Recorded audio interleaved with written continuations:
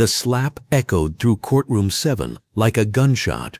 Officer Owen Steele's hand connected with the black man's face so hard that blood splattered across the defendant's table. "Know your place," he snarled, not bothering to lower his voice.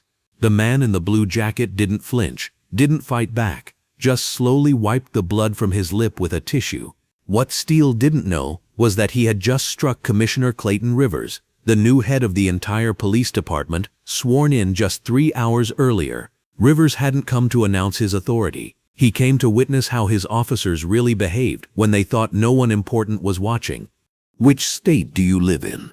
Have you ever witnessed power used as a weapon against those who actually deserve respect? What happens when someone thinks they're untouchable, but discovers they just destroyed their own career?" The morning had started with such promise. Courtroom 7 sat nestled in the heart of the Riverside County Courthouse, its walls lined with dark mahogany paneling that had witnessed decades of justice served and denied. Pale fluorescent lights hummed overhead, casting everything in the sterile glow that made even the most innocent proceedings feel clinical and cold. The American flag hung motionless in the corner, its stars and stripes a silent witness to the theater of law that played out beneath it daily. Clayton Rivers had chosen this seat deliberately. Back row, aisle seat, perfect vantage point to observe without being observed. At 52, he carried himself with the quiet dignity of a man who had earned every gray hair in his perfectly trimmed beard.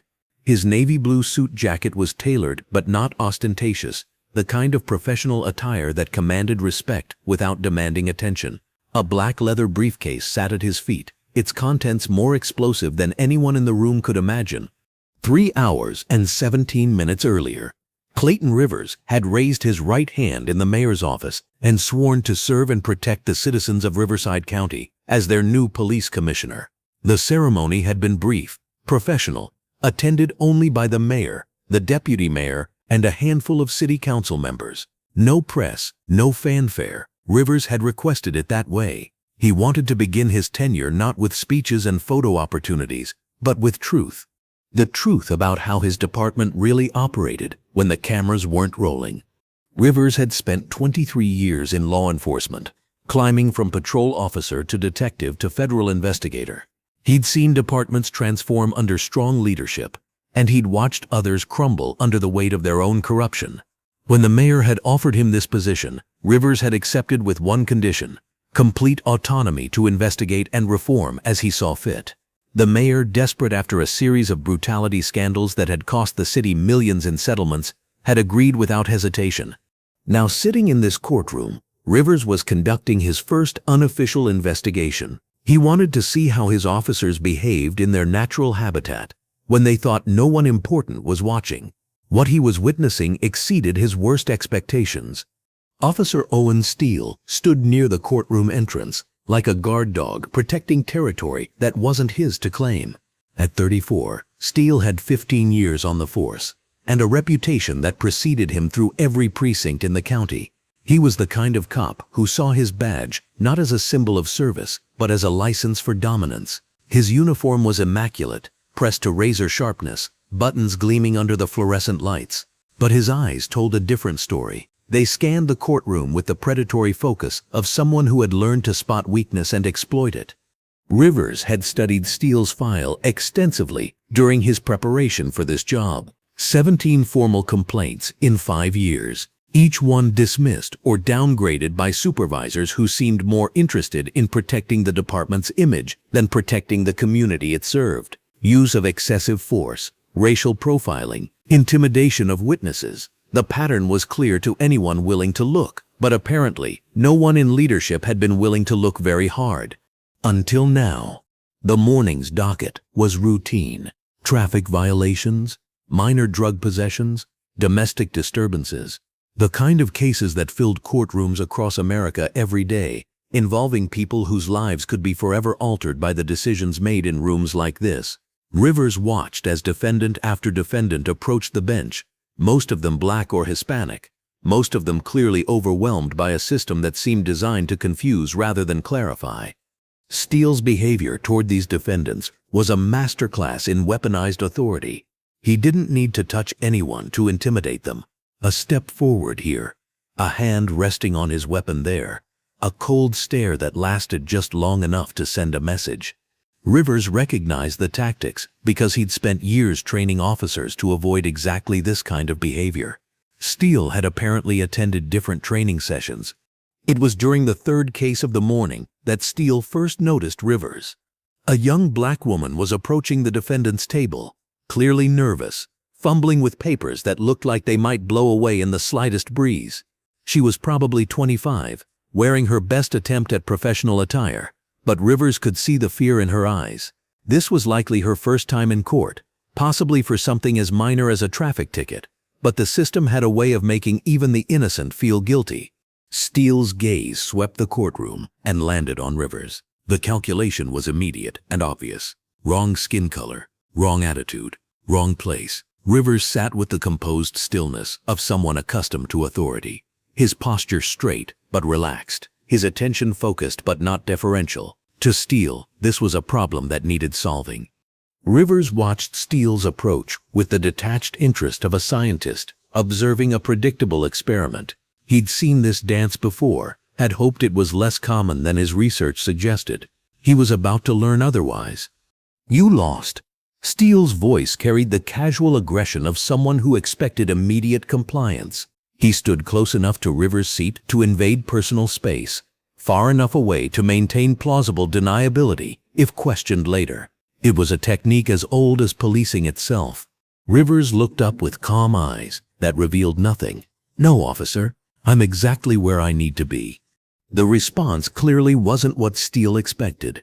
Most people in Rivers' position would have stammered an apology, maybe produced identification, definitely shown the kind of deference that Steele had grown accustomed to receiving.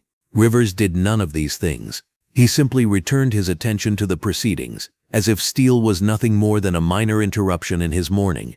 This was Steele's first mistake. He interpreted Rivers' calm as disrespect, his composure as defiance.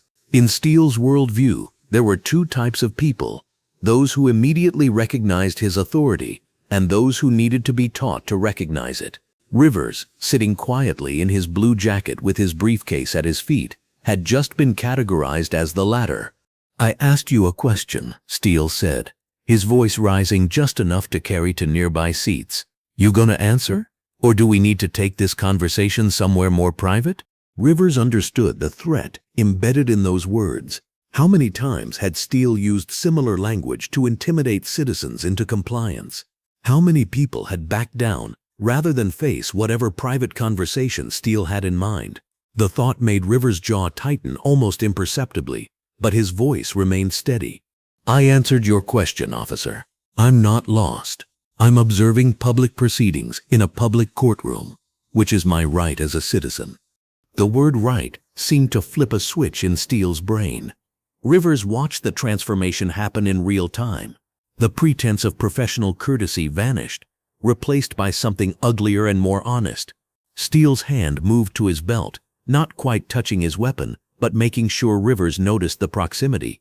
His jaw clenched, and when he spoke again, his voice carried the kind of cold fury that Rivers had heard described in countless brutality reports. "Your rights are what I say they are, boy. And right now, I'm saying you don't belong here."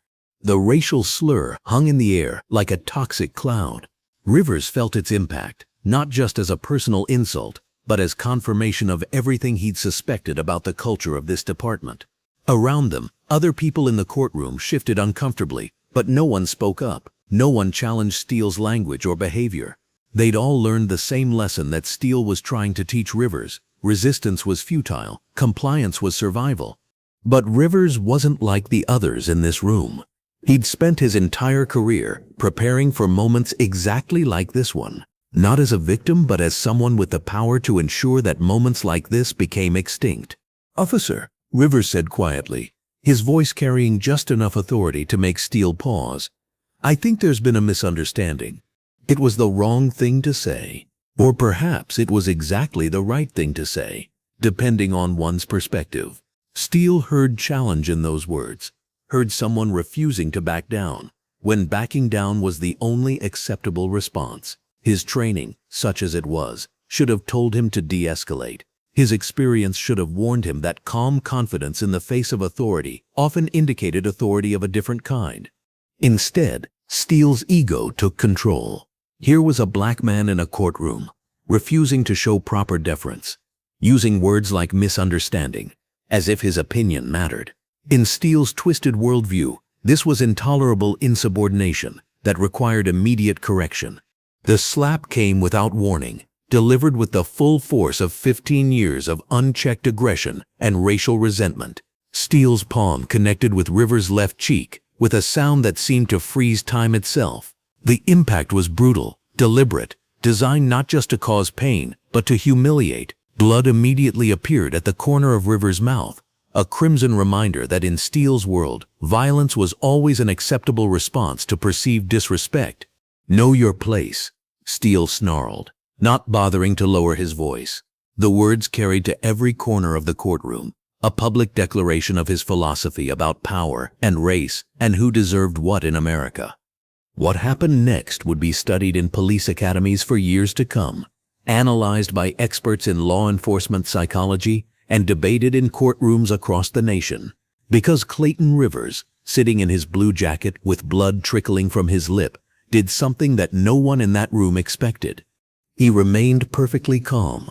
Rivers didn't leap to his feet in outrage. He didn't shout threats or demands for justice. He didn't even wipe the blood away immediately. Instead, he sat with the same composed dignity he'd maintained throughout the entire encounter, as if being violently assaulted by a police officer was merely another data point in his ongoing research. Slowly, deliberately, Rivers reached into his jacket pocket and withdrew a white handkerchief. He dabbed at the blood on his lip with movements so controlled they seemed almost choreographed. His eyes never left Steele's face, but there was no anger in them, no fear, no pain. There was something else entirely. Something that should have warned Steele that he had just made the biggest mistake of his career. There was knowledge. Around them, the courtroom had fallen into the kind of absolute silence that follows moments of shocking violence. The judge had stopped speaking mid-sentence. The court reporter's fingers had frozen over her keys. Even the defendants and their lawyers had turned to stare at the tableau unfolding in the back row. Everyone understood that they had just witnessed something significant. Something that would have consequences far beyond this morning's routine proceedings. Everyone except Owen Steele. Steele stood over Rivers with the satisfied expression of someone who believed he had successfully reasserted the natural order of things. In his mind, the lesson had been delivered and received. The black man in the blue jacket had been put in his place, and order had been restored to Courtroom 7. He expected Rivers to apologize now. Maybe gather his things and leave quietly. Perhaps file a complaint that would disappear into the same bureaucratic black hole that had swallowed 17 previous complaints against Officer Owen Steele. He had no idea that he had just committed assault against the one man in the county with the power to end his career with a single phone call. Rivers finished cleaning the blood from his lip and carefully folded the handkerchief before returning it to his pocket. The gesture was so mundane, so ordinary, that it somehow made the violence that had preceded it seem even more shocking. When he finally spoke, his voice carried the same quiet authority it had maintained throughout the encounter, but now there was something else underneath it, something that made Steele take an involuntary step backward. "Officer Steele," Rivers said, his words clear and measured, "you've just provided me with an excellent example of exactly the kind of behavior I was hired to eliminate." The use of his name should have been Steele's first clue. Rivers hadn't asked for identification, hadn't seen a name tag. He simply knew who Steele was, which suggested a level of preparation and authority that Steele was only now beginning to comprehend. But comprehension was coming slowly, filtered through 15 years of unchecked arrogance and a worldview that couldn't accommodate the possibility that he had just assaulted someone with the power to destroy him. "You threatening me?" Steele demanded, his voice rising. "You think I'm scared of some—" He stopped himself before completing the sentence, perhaps recognizing that the racial slur he'd been about to use would only make his situation worse. But the damage was already done. Every person in that courtroom had heard the beginning of that word, had filled in the blank for themselves. The hate was unmistakable, the intent clear. Rivers stood slowly, unfolding his 6-foot frame with the deliberate precision of someone accustomed to command. He was taller than steel, broader through the shoulders, and carried himself with an authority that had nothing to do with weapons or badges or uniforms. When he reached full height, he looked down at Steele with eyes that had seen everything the officer represented and found it wanting. "I'm not threatening you, Officer Steele," Rivers said quietly. "I'm simply observing that you've just demonstrated why the mayor hired me to clean up this department." The mayor. The words hit Steele like a physical blow. Suddenly, the pieces began falling into place. The calm confidence, the knowledge of his name, the refusal to be intimidated, the way Rivers carried himself with natural authority, even while being assaulted. This wasn't some random citizen who could be bullied into silence. This was someone with connections, with power, with the ability to make Steele's life very complicated very quickly. But even then, even as the implications began to dawn on him, Steele couldn't quite grasp the full magnitude of his mistake. He knew he'd assaulted someone important, someone connected to city government. What he didn't yet understand was that he'd just committed a violent crime against the one person in the entire county with the authority to fire him, arrest him, and ensure that he never worked in law enforcement again. Rivers reached down and picked up his briefcase, movement still controlled and deliberate. When he straightened, he fixed Steele with a look that conveyed more than words ever could. It was the look of a man who had just received confirmation of everything he'd suspected about the rottenness at the heart of this department. It was the look of someone who had just been handed all the justification he needed to burn the entire corrupt system to the ground and build something better in its place. "Officer Steele," Rivers said, his voice carrying clearly through the silent courtroom, "you're about to learn that actions have consequences, and some consequences are more severe than others." With that, he turned and walked toward the courtroom exit, his stride confident and unhurried. Blood had dried at the corner of his mouth, a visible reminder of the violence he'd endured. But there was no defeat in his posture, no hint of the victim about him. If anything, he looked like a man who had just completed a successful mission, gathered the intelligence he needed, and was now ready to put that intelligence to devastating use. Behind him, Steele stood frozen, in a moment of growing recognition. Around the courtroom, spectators watched with the fascination of people who sensed they had just witnessed something historic. The judge, finally finding his voice, called for order and a brief recess, but his words seemed to come from very far away. Clayton Rivers pushed through the courtroom doors and stepped into the marble hallway beyond. His reflection caught in the polished surface of a memorial plaque dedicated to fallen officers. For just a moment, he paused and studied that reflection. Blood still marked his lip. His jacket was slightly disheveled, but his eyes held the calm certainty of a man who knew exactly what came next. In 3 hours and 47 minutes, he would return to this courthouse. But when he came back, it wouldn't be as an anonymous observer in the back row. It would be as Police Commissioner Clayton Rivers, armed with video evidence, witness testimony, and the absolute authority to ensure that Officer Owen Steele's career in law enforcement was permanently ended. The slap that had echoed through Courtroom 7 would soon echo through every precinct in the county, a warning that the old ways of doing business were finished, and a new era of accountability was about to begin. As Rivers walked toward the elevator, he could still hear the stunned silence from the courtroom behind him. It was the sound of a system realizing that everything had just changed. And for the first time since accepting this job, Clayton Rivers allowed himself a small, satisfied smile. Justice, he reflected, sometimes required a personal demonstration of injustice. Today, Officer Owen Steele had provided that demonstration in the most dramatic way possible. Now it was time to ensure that demonstration became the foundation for lasting change. The elevator doors opened, and Commissioner Clayton Rivers stepped inside, already planning his next move in what would become the most comprehensive police reform effort in the county's history.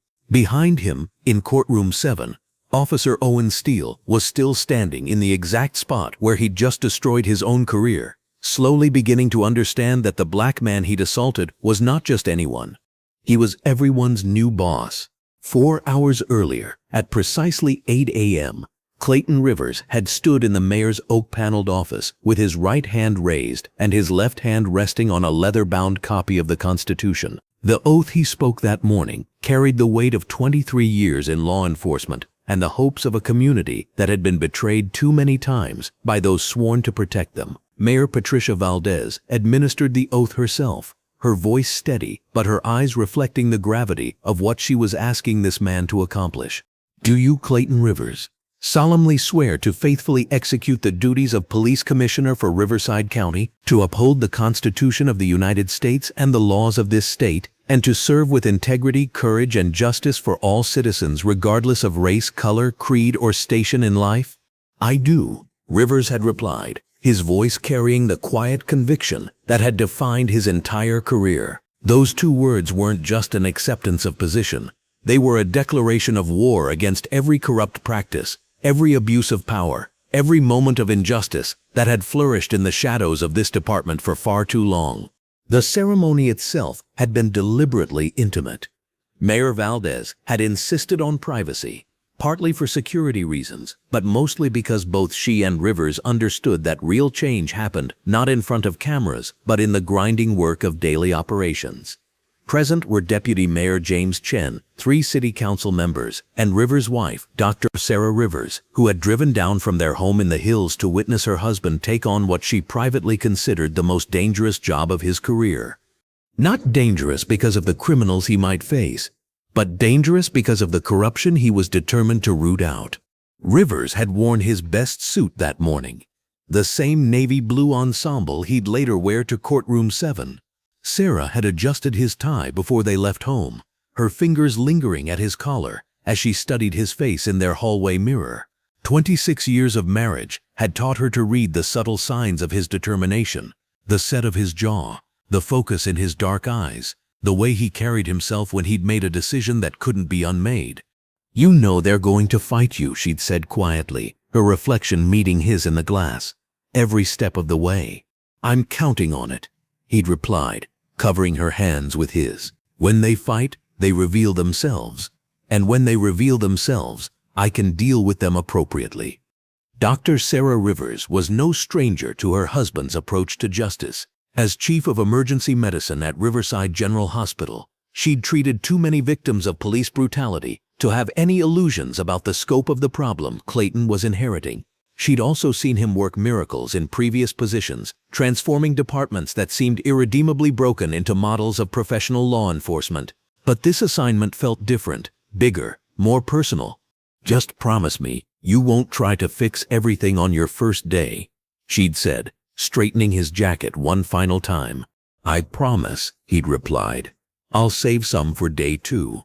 It was the kind of exchange that had sustained their marriage through 2 decades of law enforcement careers, his in the field and hers in the emergency room, where the consequences of failed policing often ended up.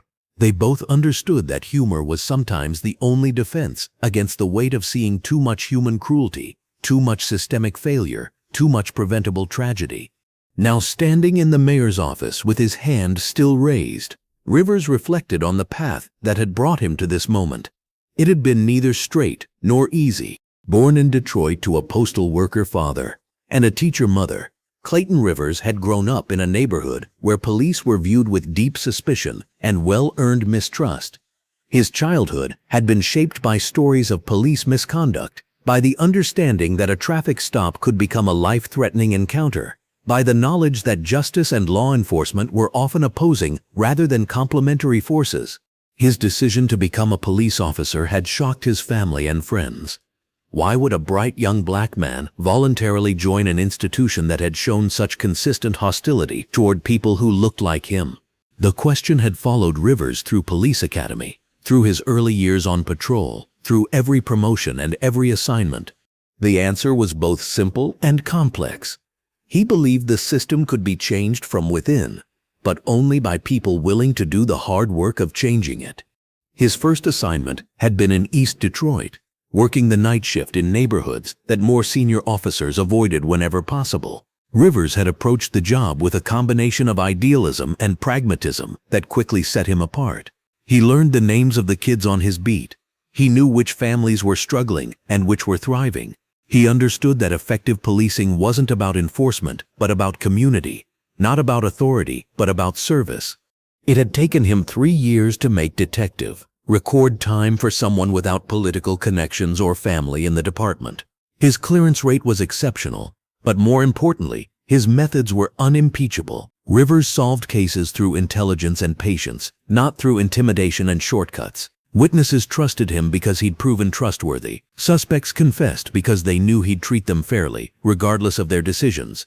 By age 30, he'd been recruited by the FBI for a joint task force targeting police corruption in major metropolitan areas. It was sensitive work, requiring someone who could navigate both sides of the law enforcement divide. Rivers had to be cop enough to gain access to insider information, but outsider enough to maintain objectivity when that information revealed criminal behavior by fellow officers. The assignment had been both the making of his career and the source of his deepest disillusionment. Over 6 years with the task force, Rivers had investigated more than 40 cases of police misconduct, ranging from simple theft to sexual assault to murder. He'd seen how corruption spread through departments like cancer, how good officers were marginalized or driven out, how communities lost faith in the very institution designed to protect them. But he'd also seen transformation happen. When leadership changed, when accountability became real rather than theoretical, when officers understood that misconduct would be punished rather than protected, departments could turn around remarkably quickly. The key was finding leaders willing to make the hard choices, willing to sacrifice political convenience for actual justice. When Mayor Valdez had approached him about the Riverside County position, Rivers had initially declined. He was comfortable in his federal role, respected by colleagues, financially secure. Why take on the headache of local politics and entrenched corruption? The answer had come in the form of a 17-year-old girl named Keisha Washington. Keisha had been stopped for jaywalking on her way home from school. The officer, a 20-year veteran named Thomas Brennan, had decided that a teenage black girl walking through a predominantly white neighborhood must be up to something more serious than crossing against the light. What followed was 47 minutes of detention, harassment, and escalating abuse that ended with Keisha being slammed face-first into the pavement for resisting arrest. The entire incident was captured on body camera footage that mysteriously disappeared from police servers within hours of the event. Keisha's injuries required 18 stitches and 3 days in the hospital. When her family tried to file complaints, they were told that Officer Brennan's version of events was supported by his partner and that no disciplinary action would be taken. Keisha's story had reached Rivers through his FBI contacts, who were monitoring Riverside County as part of a broader investigation into patterns of civil rights violations. When Rivers saw the hospital photos of a teenage girl whose face had been destroyed for the crime of walking while black, he'd called Mayor Valdez and asked for a meeting. "I want complete authority," he'd told her during their first conversation. "No political interference, no protection for bad actors, no gradual reforms that look good in press releases but change nothing on the street. If you're not ready for real change, find someone else." Mayor Valdez, facing federal investigation, mounting lawsuits, and a community rapidly losing faith in local government, had been ready. How fast can you start? That conversation had taken place 6 weeks ago. Since then, Rivers had conducted extensive research on every officer in the department, every recent case involving allegations of misconduct, every settlement paid by the city for police-related lawsuits. The picture that emerged was worse than he'd expected, and his expectations had been quite low. Riverside County Police Department was a textbook example of institutional corruption. Officers like Owen Steele weren't aberrations. They were the natural products of a system that rewarded aggression and punished accountability. Supervisors protected bad officers not out of loyalty, but out of self-preservation, knowing that honest investigations might reveal their own complicity. Internal affairs existed primarily to manage public relations rather than to ensure professional standards. The numbers told the story clearly. In the past 5 years, the department had received over 300 formal complaints of misconduct. Of those, 12 had resulted in any disciplinary action more serious than a verbal reprimand. 0 officers had been terminated for misconduct. The city had paid out nearly $4 million in settlements and judgments related to police misconduct, but those payments were treated as routine business expenses rather than indicators of systemic problems. Meanwhile, crime rates in poor and minority neighborhoods remained high, not because of insufficient policing, but because of ineffective policing. When communities don't trust police, they don't cooperate with investigations. When police view residents as enemies rather than citizens, they miss opportunities for genuine crime prevention. The department's arrest numbers looked impressive until one realized that most arrests were for minor offenses that did nothing to address serious crime. Rivers had seen this pattern before. It was the natural result of treating policing as an occupying force rather than a public service. Change required more than new policies or additional training. It required a fundamental shift in culture, starting with consequences for those who'd operated with impunity for far too long. His plan was elegant in its simplicity. First, observe the department in action without the influence of his official presence. Identify the worst actors and document their behavior. Then use that documentation to justify swift, decisive action that would send an unmistakable message to every officer in the county. The old ways of doing business were finished. Steele's assault in Courtroom 7 had provided that documentation more dramatically than Rivers had anticipated. Following the swearing-in ceremony, Rivers had driven directly to the courthouse, parking his personal vehicle in the public lot rather than using the reserved spaces for law enforcement. He wanted no special treatment, no official recognition, no hints that he was anyone other than an ordinary citizen exercising his right to observe public proceedings. The decision to start with the courts was strategic. Courtrooms were where the rubber met the road in law enforcement, where officers had to justify their actions under oath, where patterns of misconduct became most visible. If officers behaved professionally in court, it suggested discipline and training. If they behaved badly, it revealed everything wrong with departmental culture. Rivers had arrived at the courthouse at 8:45 a.m., 15 minutes before proceedings began. He'd chosen Courtroom 7 after reviewing the docket and noting that Officer Owen Steele was scheduled to testify in multiple cases. Steele's file had made him a priority target for observation. 17 complaints, 0 sustained findings. A pattern of behavior that suggested he viewed his badge as a license for aggression rather than a symbol of service. What Rivers observed over the next 2 hours exceeded his worst expectations. Steele didn't just behave unprofessionally, he behaved criminally. The intimidation of defendants was systematic and deliberate. The racial profiling was blatant and unapologetic. The culminating assault was merely the logical endpoint of behavior that had been tolerated and therefore enabled for far too long. As Rivers walked away from Courtroom 7, blood still drying on his lip, he felt a familiar sense of clarity. This was why he'd accepted this job, not for the salary or the prestige or the opportunity to add another line to his resume. He'd accepted it because communities like Riverside County deserved better than officers like Owen Steele, and because he had the skills and authority to ensure they got it. His phone buzzed as he reached his car. A text from Sarah. "How's your first day going?" Rivers looked at his reflection in the car window, noting the bruise already forming on his cheek. He typed back, "Educational. I'll explain tonight." Productive education. Very.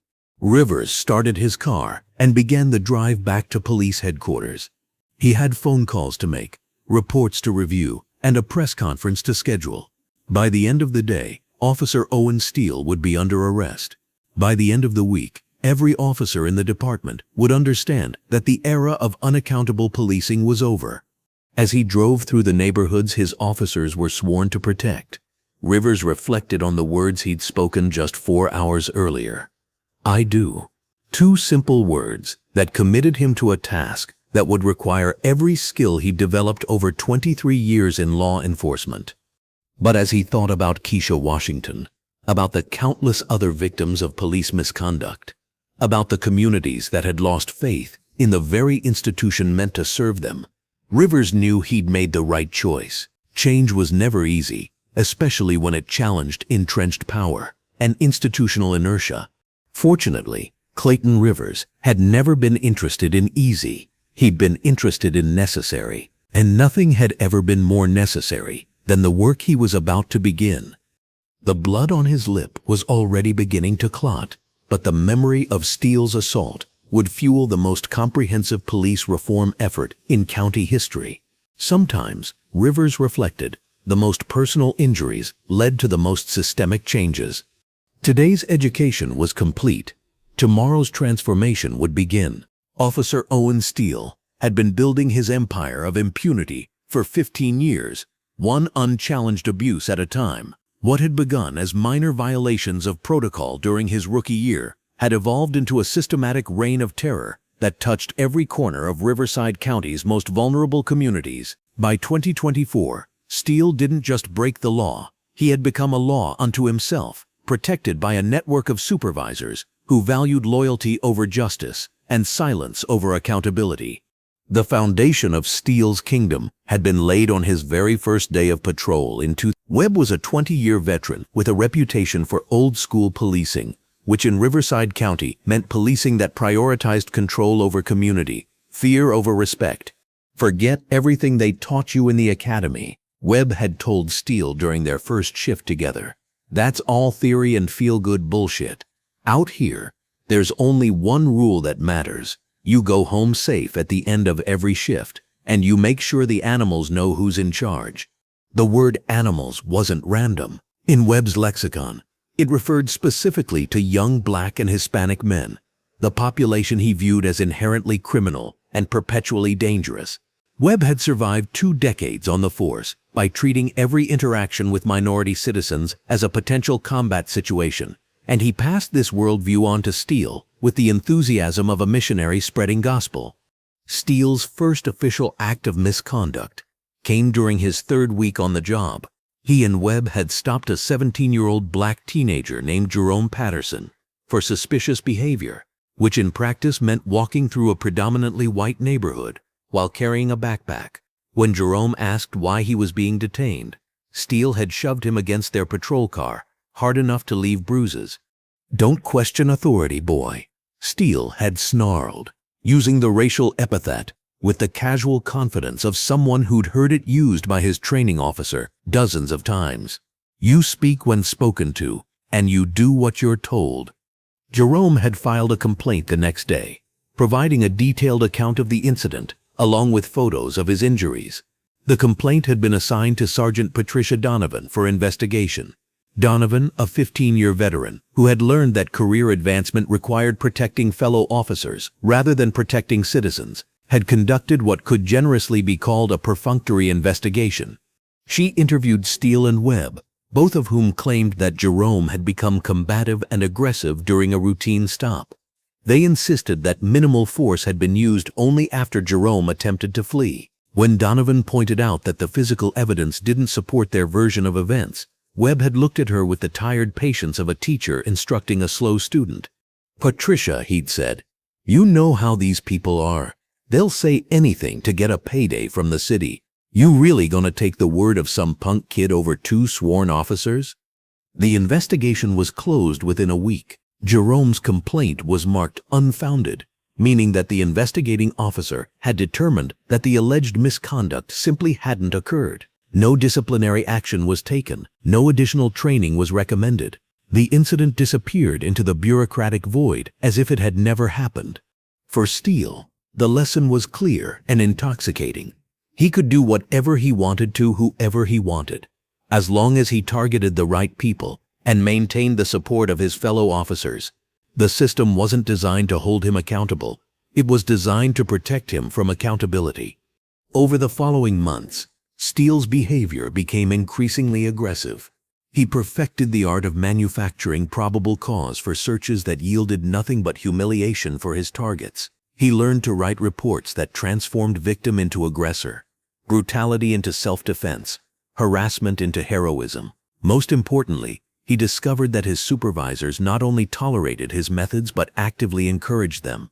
Lieutenant Frank Carlucci, who supervised Steele's district, had built his own career on the principle that crime statistics mattered more than constitutional rights. As long as arrest numbers stayed high and serious crimes remained relatively low, the brass was happy. How those arrests were obtained Whether they led to convictions, whether they strengthened or weakened community trust in law enforcement, none of that appeared on the monthly reports that determined promotions and budget allocations. Toll Steele gets results. Carlucci would tell anyone who questioned the young officer's methods. Maybe he's not perfect, but he keeps the animals in line, and that's what matters. The protection extended far beyond Carlucci. Captain James Morrison, who oversaw the entire patrol division, had personally intervened when Internal Affairs launched an investigation into Steele's conduct during a domestic violence call. The complainant, Maria Santos, alleged that Steele had sexually assaulted her while her husband was being arrested in their front yard. She had physical evidence, witness testimony, and a compelling narrative of abuse. Morrison had buried the investigation by claiming that Santos was an unreliable witness due to her undocumented immigration status. The case file had been sealed, the investigating officer transferred to another division, and Santos herself deported within 6 weeks of filing her complaint. Steele received a commendation for maintaining order during a volatile domestic situation. By his 5th year on the force, Steele had accumulated 17 formal complaints, each one documenting a pattern of behavior that should have resulted in immediate termination: excessive force, racial profiling, sexual harassment, false imprisonment, destruction of evidence. The list read like a catalog of police misconduct, but each complaint had been dismissed, downgraded, or buried by supervisors who had learned that protecting bad officers was safer than holding them accountable. The protection wasn't limited to internal investigations. When victims tried to pursue civil litigation, the city's legal department deployed every possible strategy to discredit their claims and delay proceedings until plaintiffs ran out of money or hope. Steele's personnel file, which should have documented a clear pattern of misconduct, had been systematically sanitized to remove any evidence that might support civil rights lawsuits. The few officers who tried to report Steele's behavior found themselves transferred to undesirable assignments, passed over for promotions, or subjected to internal investigations of their own. Detective Lisa Chang had attempted to document Steele's interference with one of her investigations, only to find herself facing charges of insubordination and conduct unbecoming an officer. She'd been forced to choose between her career and her conscience, ultimately accepting a transfer to a desk job in the records division. The message was clear to everyone in the department. Challenging Steele meant challenging the entire system that protected him, and that system had resources that individual officers could never match. Steele's reputation had spread beyond the police department into the broader law enforcement community. Prosecutors knew that cases involving his testimony were often problematic, but they rarely refused to file charges based on his reports. Defense attorneys knew that challenging his credibility was likely to backfire, as judges and juries tended to side with police officers regardless of evidence. The entire criminal justice system had adapted to accommodate his misconduct rather than address it. In the neighborhoods where Steele patrolled, his name was spoken with the kind of fear usually reserved for natural disasters or terminal diseases. Parents warned their children to avoid any interaction with Officer Steele, even if they were victims of crimes requiring police intervention. Community leaders had long since given up trying to work with local law enforcement, knowing that any cooperation would be seen as endorsement of officers like Steele. The irony was that Steele's behavior had made genuine law enforcement more difficult rather than easier. When communities don't trust police, they don't report crimes, don't cooperate with investigations, don't serve as witnesses in prosecutions. Crime clearance rates in Steele's patrol area were among the lowest in the county, not because criminals were more sophisticated, but because victims and witnesses refused to engage with a system that treated them as enemies rather than citizens. But from the perspective of department statistics, Steele was a model officer. His arrest numbers were consistently high. He rarely called in sick. He volunteered for overtime assignments. He maintained the appearance of professional competence while systematically destroying the relationship between police and community that effective law enforcement required. The culture that had created and sustained Steele extended throughout the department. Young officers learned quickly that advancement came through loyalty to the brotherhood rather than loyalty to the law. Veterans passed down techniques for avoiding accountability, manufacturing evidence, and silencing witnesses. Supervisors measured success through arrest statistics rather than community satisfaction or constitutional compliance. Training focused almost exclusively on officer safety and legal technicalities, with virtually no attention paid to de-escalation, cultural sensitivity, or community engagement. The implicit message was that police work was fundamentally about controlling dangerous populations rather than serving diverse communities. Officers were taught to see themselves as warriors in enemy territory rather than guardians of public safety. The department's hiring practices reinforced these cultural problems. Background investigations were perfunctory. Psychological evaluations were designed to identify obvious mental illness rather than subtle character flaws. References from previous employers were rarely contacted. The result was a steady stream of recruits who were attracted to law enforcement for the wrong reasons and poorly prepared for the responsibilities it entailed. By 2024, Steele had become more than just a problem officer.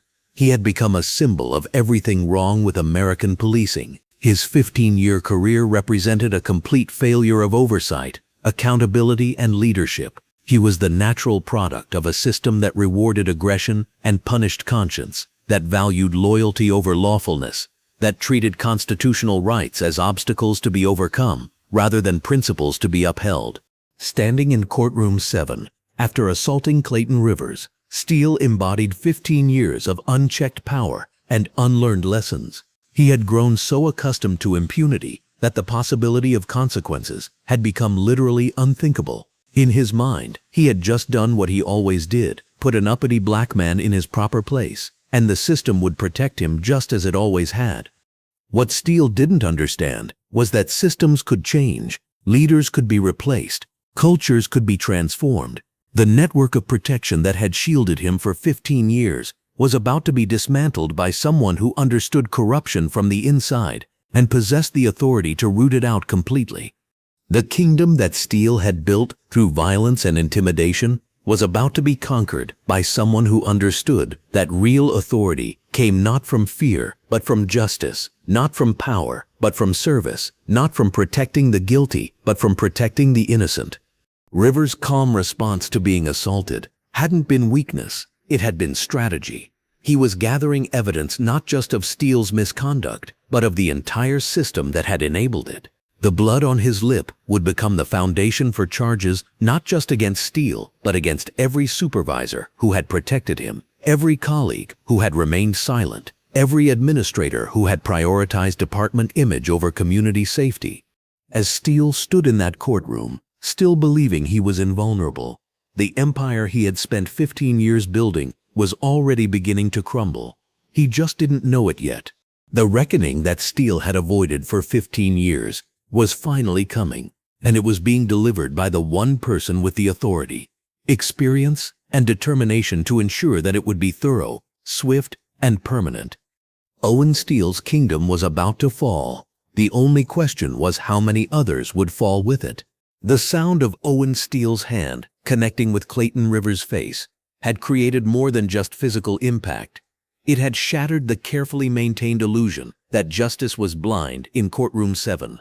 Every person in that room had witnessed something that couldn't be unseen, couldn't be explained away, couldn't be filed under the comfortable category of isolated incident. For the first time in years, the various players in Riverside County's legal theater had been forced to confront the ugly reality that had been hiding in plain sight. Judge Harold Brennan sat frozen behind his elevated bench, his gavel suspended in midair as if the wooden hammer had suddenly become too heavy to lift. At 68, Brennan had presided over this courtroom for 17 years, long enough to witness the gradual erosion of standards that had brought the system to this moment.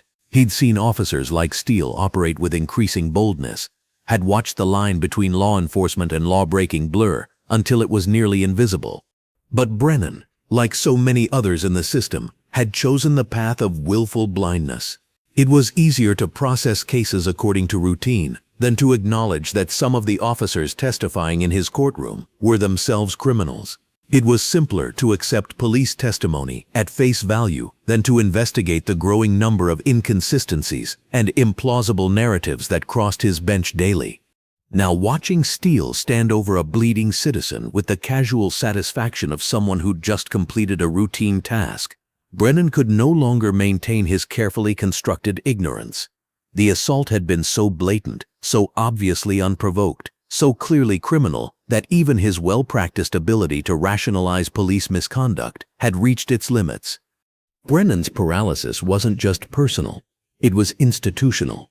He knew that acknowledging what he'd just witnessed would require him to acknowledge his own complicity in the system that had created this moment. How many times had he accepted Steele's testimony without question? How many defendants had been convicted based on reports he now suspected were fabricated? How many victims of police brutality had stood before his bench seeking justice, only to be dismissed as unreliable witnesses? The judge's clerk, Maria Santos Rivera, sat at her station with her hands trembling as she tried to continue taking notes.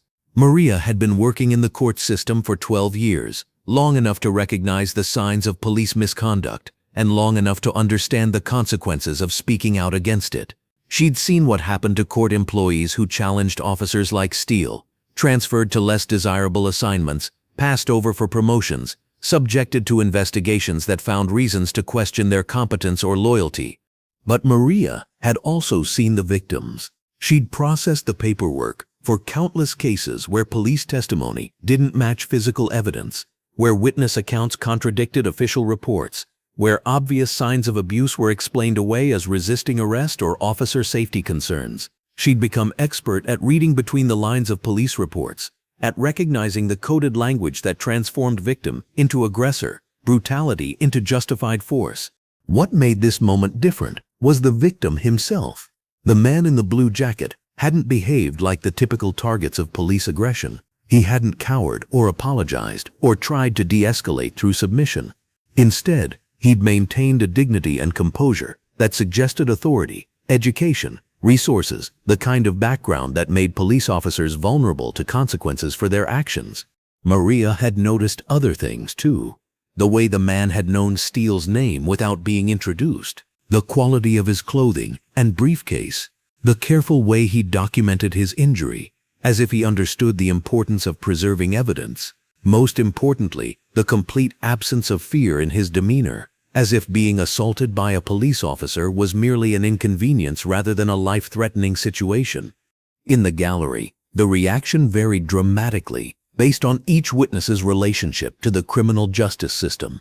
Defense attorney Rebecca Morrison had been practicing law in Riverside County for 8 years, long enough to develop a detailed understanding of which officers could be trusted and which ones routinely committed perjury. Steele fell firmly into the latter category, but challenging his credibility in court was professional suicide for a defense attorney who needed to maintain working relationships with local law enforcement.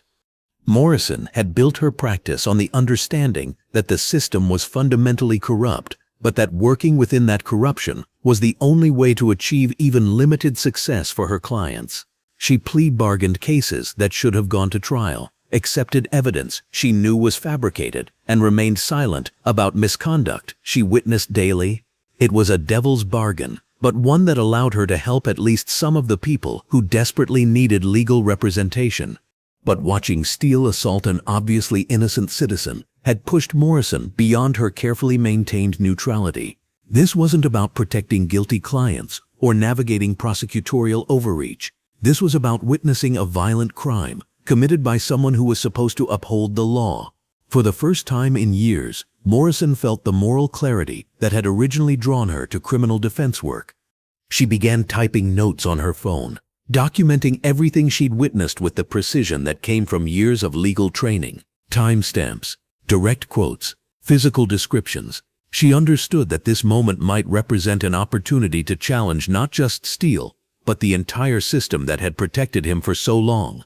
Assistant District Attorney Kevin Chen occupied a different position in the courtroom hierarchy, one that made his response to Steele's assault particularly complex.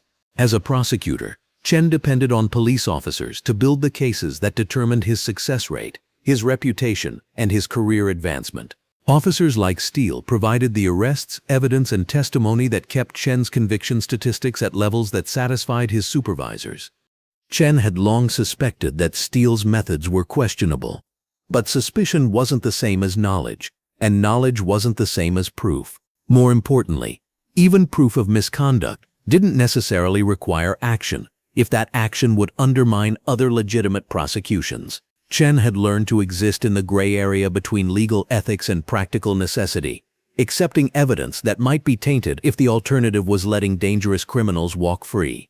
But watching Steele commit assault in open court had eliminated all gray areas. This wasn't about questionable search procedures or aggressive interrogation techniques. This was about witnessing a felony committed by someone whose credibility was essential to dozens of pending cases. Chen realized that his professional relationship with Steele had just become a professional liability of enormous proportions.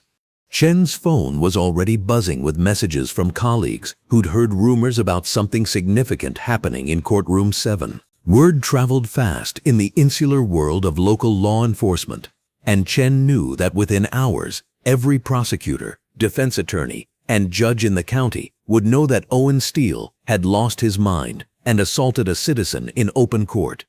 The implications were staggering. Every case that relied on Steele's testimony would be subject to challenge. Every conviction that depended on his credibility could be appealed. Every pending prosecution would need to be reevaluated in light of demonstrable evidence that one of the county's most prolific officers was willing to commit crimes while on duty. In the back rows of the courtroom, ordinary citizens who'd come to observe proceedings or support family members faced their own moment of reckoning. For many, this was their first direct exposure to the reality of police behavior when officers thought they weren't being scrutinized by anyone who mattered. Rosa Martinez had come to court to support her nephew, who was facing charges for a minor drug possession.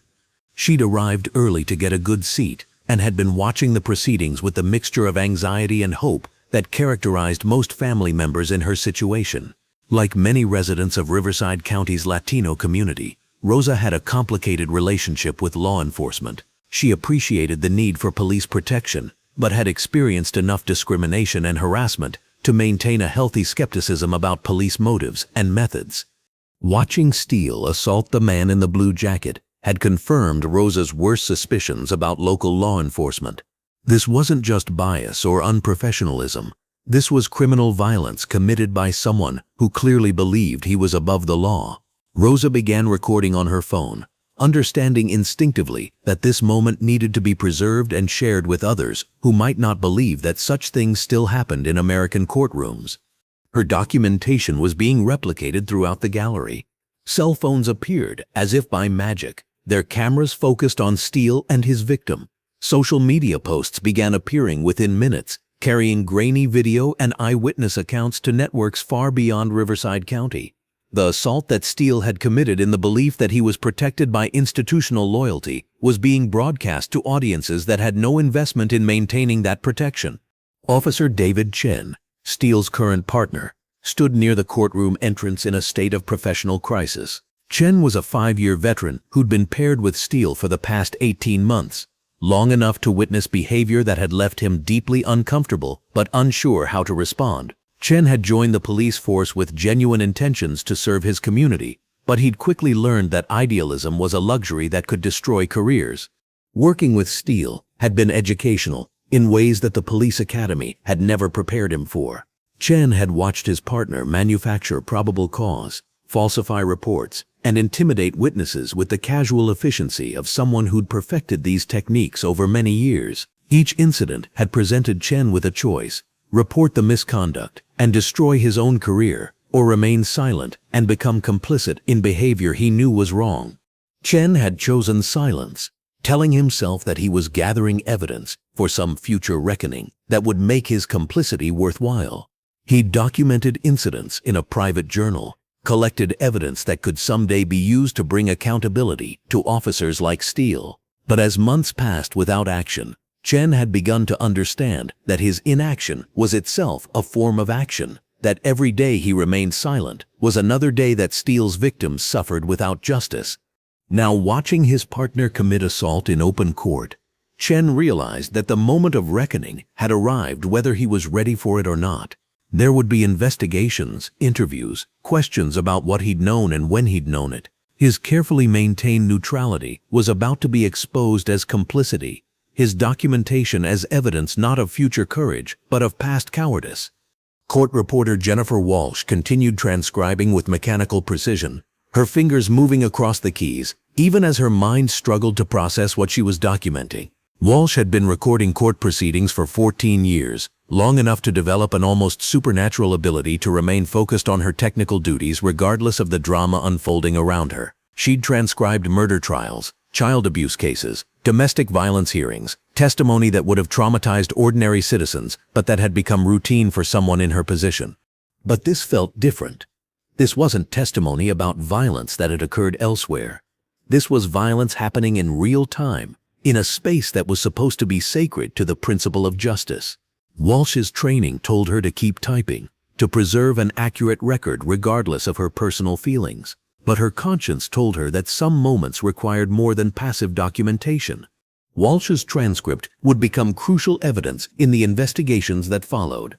Her precise documentation of timing, dialogue, and physical actions would provide an official record that couldn't be disputed or explained away. But more importantly, her presence as a neutral court official meant that the assault had been witnessed by someone whose professional credibility was beyond question. Security guard Robert Thompson stood near the side entrance, his hand instinctively moving toward his radio as he watched the assault unfold. Thompson was a retired police officer himself, someone who'd spent 25 years in law enforcement before transitioning to courthouse security. He understood police culture from the inside, knew how officers protected each other from accountability, recognized the techniques that bad cops used to justify unjustifiable behavior.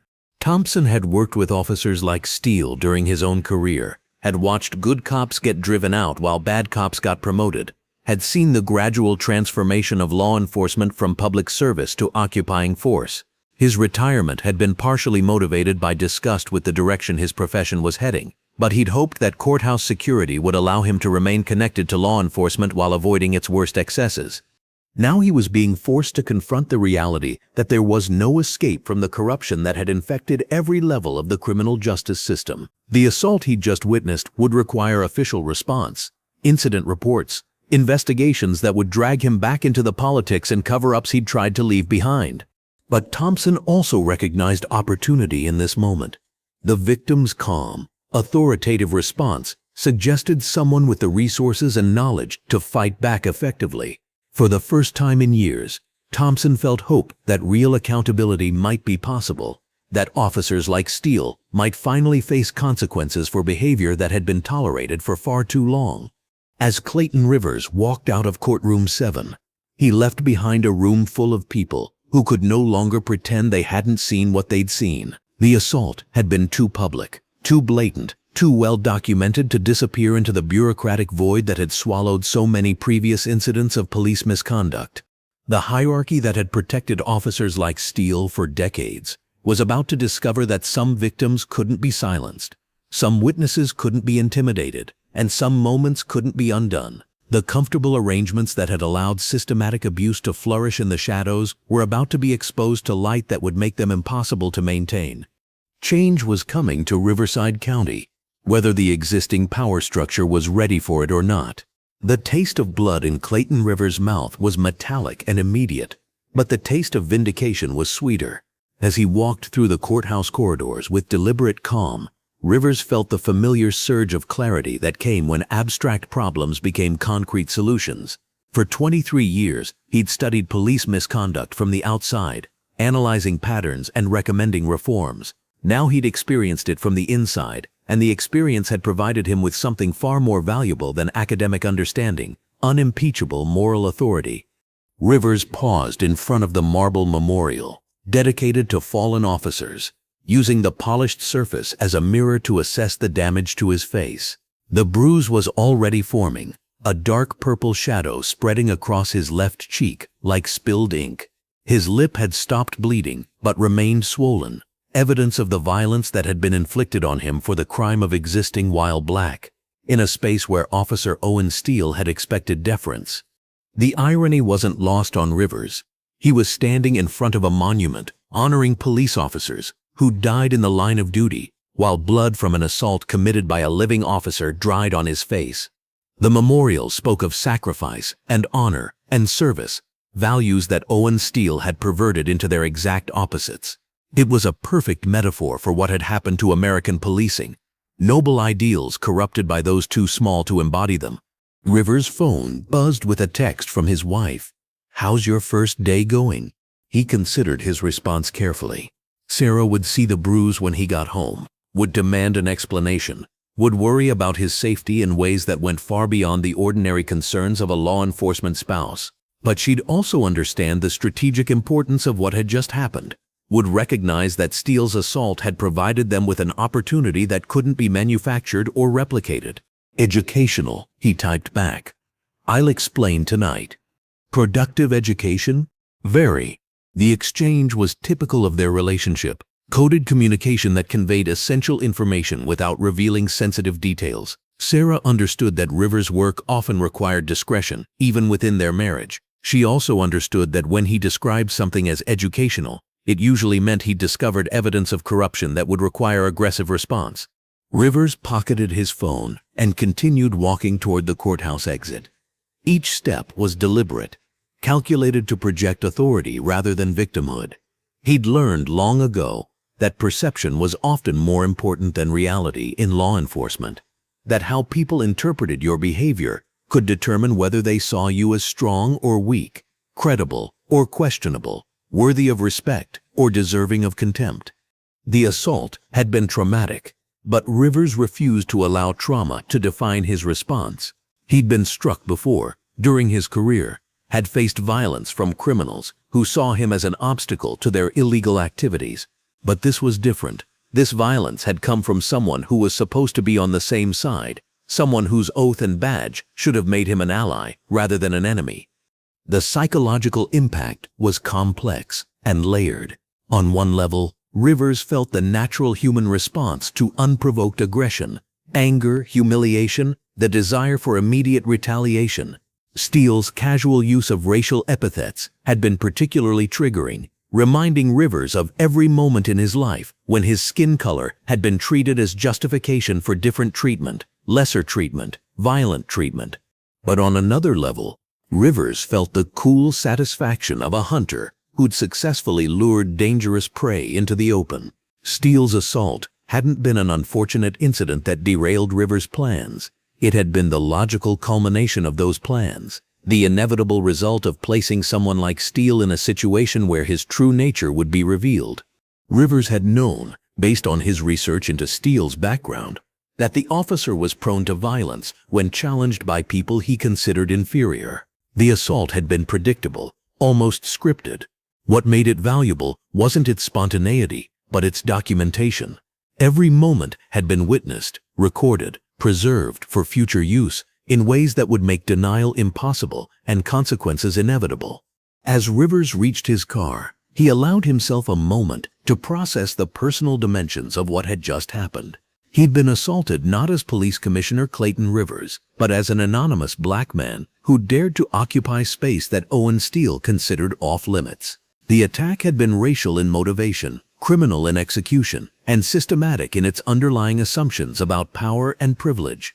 Rivers thought about his father, who'd worked for 30 years as a postal employee, while enduring casual racism from supervisors who considered black workers inherently less competent than their white counterparts. His father had never fought back, had never challenged the system that oppressed him, had simply endured and hoped that his children would have better opportunities. Rivers also thought about his son Michael, who was currently a sophomore at Howard University, studying political science. Michael represented the generation that had grown up believing that racism was largely a historical problem, that the civil rights movement had solved the fundamental issues that had plagued previous generations. Steele's assault was a violent reminder that progress was neither linear nor permanent, that each generation had to fight the same battles their parents had fought, sometimes in different forms, but often with depressingly familiar dynamics. The blood on Rivers' lip was his blood, but it was also the blood of every black person who'd been victimized by police officers who saw their badge as a license for racial violence. The assault on his person was also an assault on the idea that authority could transcend race, that competence could overcome prejudice, that progress was possible within existing institutions. But Rivers had learned long ago that righteous anger without strategic thinking was merely self-indulgence. His response to Steele's assault couldn't be emotional, it had to be tactical. He needed to use this moment not just to punish one bad officer, but to transform an entire system that had created and protected countless officers just like him. Rivers started his car and began the drive back to police headquarters, his mind already shifting from personal trauma to professional strategy. The assault had provided him with several advantages that he intended to exploit fully. First, moral authority. No one could argue that Rivers had provoked the attack or deserved the treatment he'd received. He'd been a model citizen observing public proceedings when he was assaulted by a police officer for purely racial reasons. The optics were perfect for someone seeking to establish credibility as a reformer. Second, legal leverage. Steele had committed multiple felonies in front of numerous witnesses. The assault itself was criminal, but the racial motivation elevated it to a hate crime. Rivers had grounds not just for disciplinary action, but for criminal prosecution that could result in significant prison time. Third, institutional justification. Rivers had been hired to reform the department, but reform efforts always faced resistance from officers who claimed that problems were isolated or exaggerated. Steele's assault provided dramatic evidence that systemic problems were real and urgent, giving Rivers political cover for aggressive action. Fourth, media narrative. The story of a new police commissioner being assaulted by one of his own officers on his first day would generate significant press coverage. Rivers could use that coverage to build public support for reforms that might otherwise be seen as unnecessary or vindictive. As Rivers drove through the neighborhoods that his officers were supposed to protect, he began developing a comprehensive response strategy. The assault couldn't be treated as an isolated incident. It had to be used as a catalyst for systematic change that would prevent similar incidents from occurring in the future. His first priority would be Steele's immediate arrest and prosecution. Rivers had the authority to suspend Steele without pay pending investigation, but suspension wasn't enough. Criminal charges would send a message to every officer in the department that misconduct would have real consequences, not just administrative slaps on the wrist. His second priority would be investigating the network of supervisors who'd protected Steele for 15 years. The assault hadn't happened in a vacuum. It was the predictable result of a culture that had taught Steele that he was untouchable. Rivers intended to touch everyone who'd contributed to that culture, from patrol supervisors to division commanders to internal affairs investigators who'd buried complaints. His third priority would be comprehensive policy reform, designed to prevent future incidents. New training requirements, revised use of force policies, enhanced accountability mechanisms, community oversight boards with real authority, body cameras that couldn't be turned off, automatic triggers for federal investigation when certain thresholds of complaints were reached. But Rivers understood that policy changes without cultural transformation were merely cosmetic. The real work would involve changing how officers saw themselves and their role in the community. That meant recruiting different types of people, training them differently, supervising them more effectively, and creating incentive structures that rewarded community engagement rather than aggressive enforcement. The work would be difficult, time-consuming, and politically dangerous. Rivers would face resistance not just from bad officers, but from police unions, political leaders who depended on police support, and community members who'd been conditioned to believe that aggressive policing was necessary for public safety. But Rivers had advantages that previous reformers had lacked. He had federal law enforcement experience that gave him credibility with rank-and-file officers. He had academic credentials that impressed political leaders. He had community connections that provided grassroots support. Most importantly, he had the moral authority that came from being a victim of the very misconduct he was trying to eliminate. Rivers' phone rang as he pulled into the police headquarters parking lot.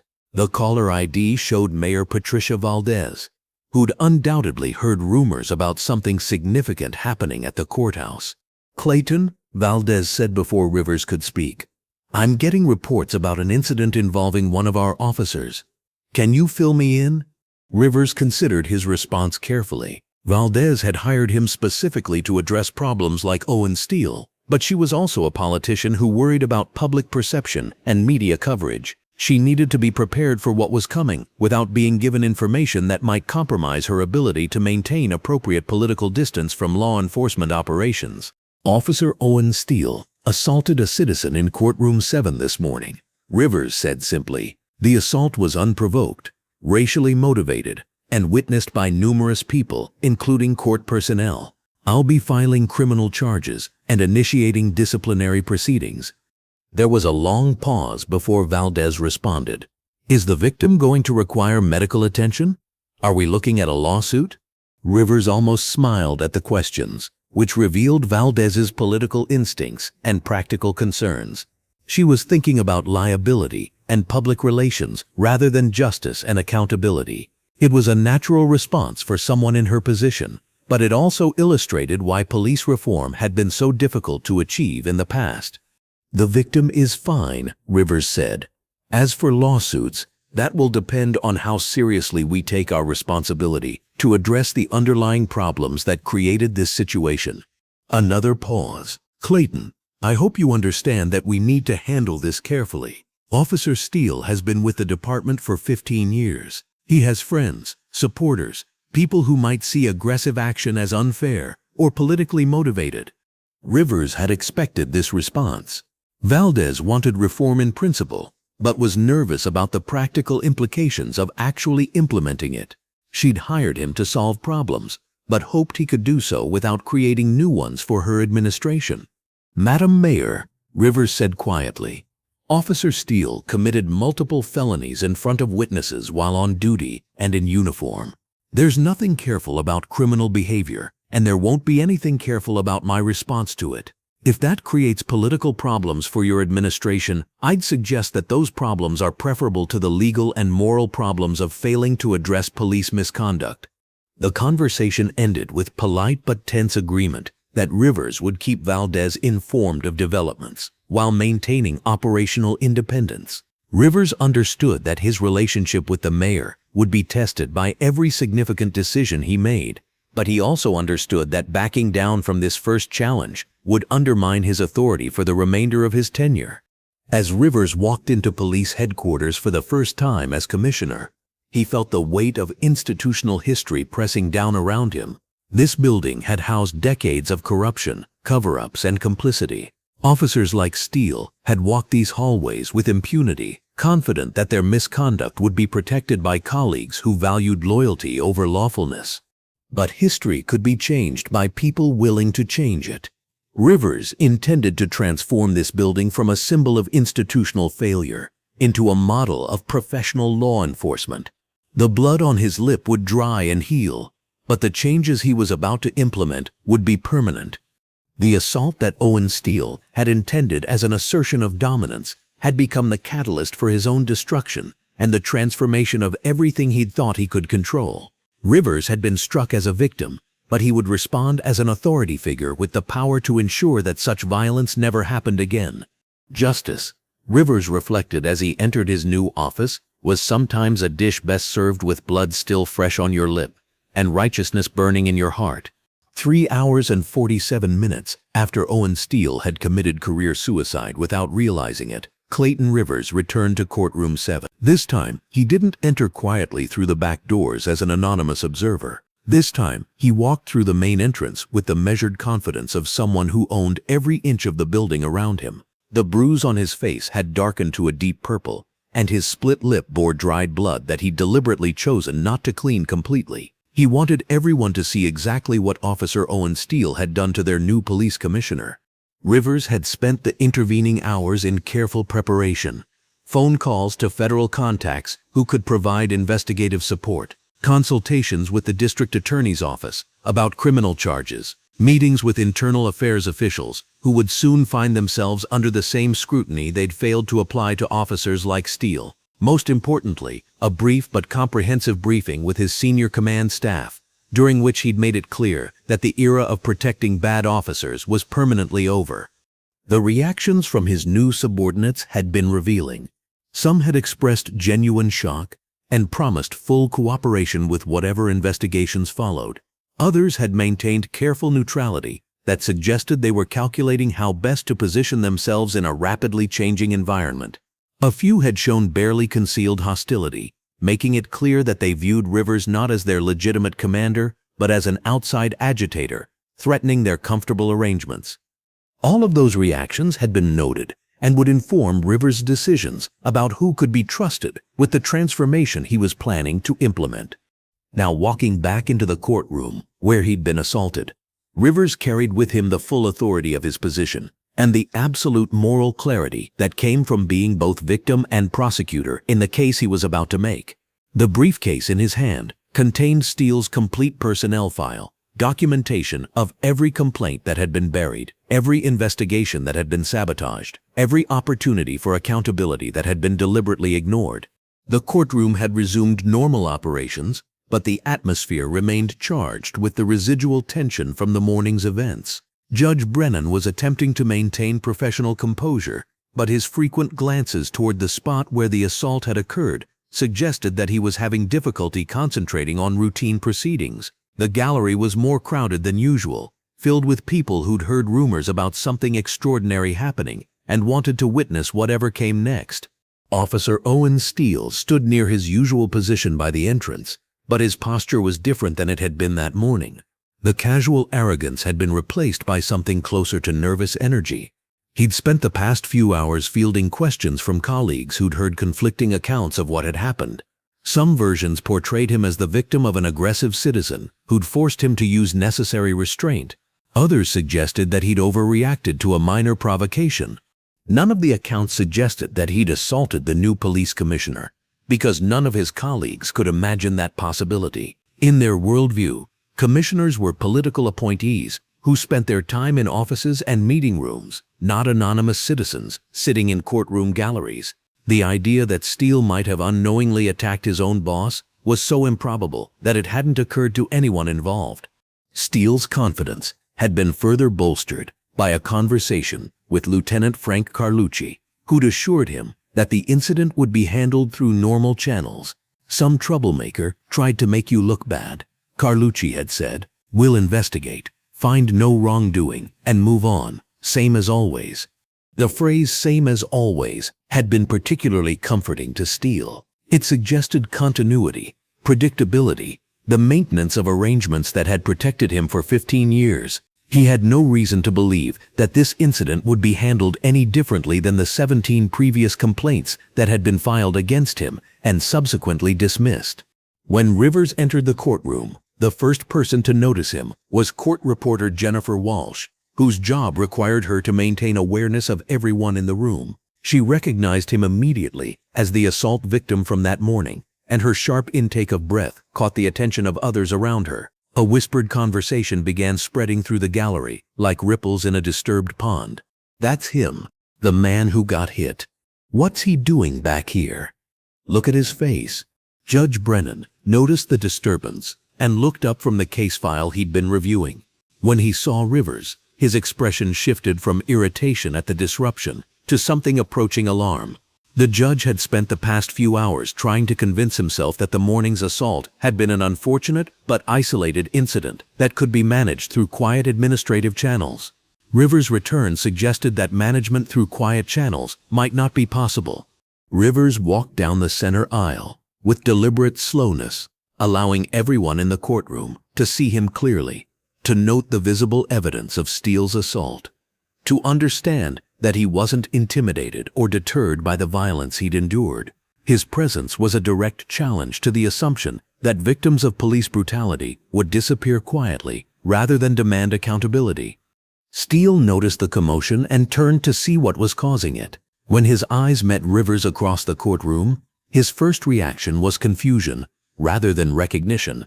The man in the blue jacket looked familiar, but Steele encountered hundreds of citizens during his patrol duties. It took him several seconds to place the face, several more to remember the context of their morning encounter.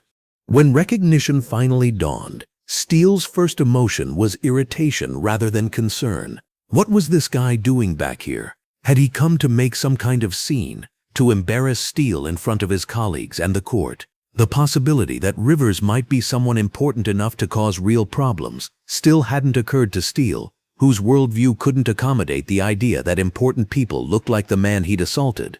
Rivers reached the front of the courtroom and turned to face the gallery, positioning himself so that everyone could see both him and Steele simultaneously. The symbolism was deliberate. victim and perpetrator in the same frame, the evidence of violence visible on the victim's face, the casual indifference still evident in the perpetrator's posture. "Your Honor," Rivers said, his voice carrying clearly through the silent courtroom, "I apologize for the interruption, but I believe this court needs to be made aware of a serious crime that was committed in this very room earlier today." Judge Brennan's discomfort was palpable. He'd been hoping that whatever had happened that morning could be addressed through administrative channels rather than formal legal proceedings. The last thing he wanted was to have his courtroom become the center of a controversy involving police misconduct. "Sir," Brennan said carefully, "if you have a complaint about an incident that occurred this morning, I'd suggest you direct that complaint to the appropriate authorities through normal channels." Rivers smiled, expression that was both polite and predatory. "Your Honor, I am the appropriate authority, and I'm here to exercise that authority in the interest of justice." The words hung in the air like a challenge that no one in the room quite understood yet. Rivers reached into his briefcase and withdrew a leather credential case, holding it up so that its contents were visible to everyone in the courtroom. "My name is Clayton Rivers," he said, his voice carrying the quiet authority of absolute confidence. "As of 8 a.m. this morning, I am the police commissioner for Riverside County. 3 hours and 47 minutes ago, Officer Owen Steele committed aggravated assault against me in this courtroom for the crime of being black, in a space where he expected deference." The silence that followed was so complete that the courthouse's air conditioning system seemed thunderously loud. Rivers' words had shattered more than just the morning's illusion of normal proceedings. They had destroyed the carefully constructed fiction that officers like Steele operated in isolation rather than as products of systemic dysfunction. Judge Brennan's face had gone pale. As a veteran of the local legal system, he understood the implications of what Rivers had just revealed. This wasn't just about one officer's misconduct. It was about the failure of every institution that should have prevented that misconduct from occurring. Brennan's own complicity in tolerating and enabling Steele's behavior would now be subject to scrutiny that could end his career. In the gallery, reactions varied dramatically. Defense attorney Rebecca Morrison felt a surge of vindication mixed with professional excitement. For years, she'd been forced to work within a system that protected bad cops at the expense of her clients. Now she was witnessing the beginning of what might be real accountability, real change, real justice. Prosecutor Kevin Chen's reaction was more complex.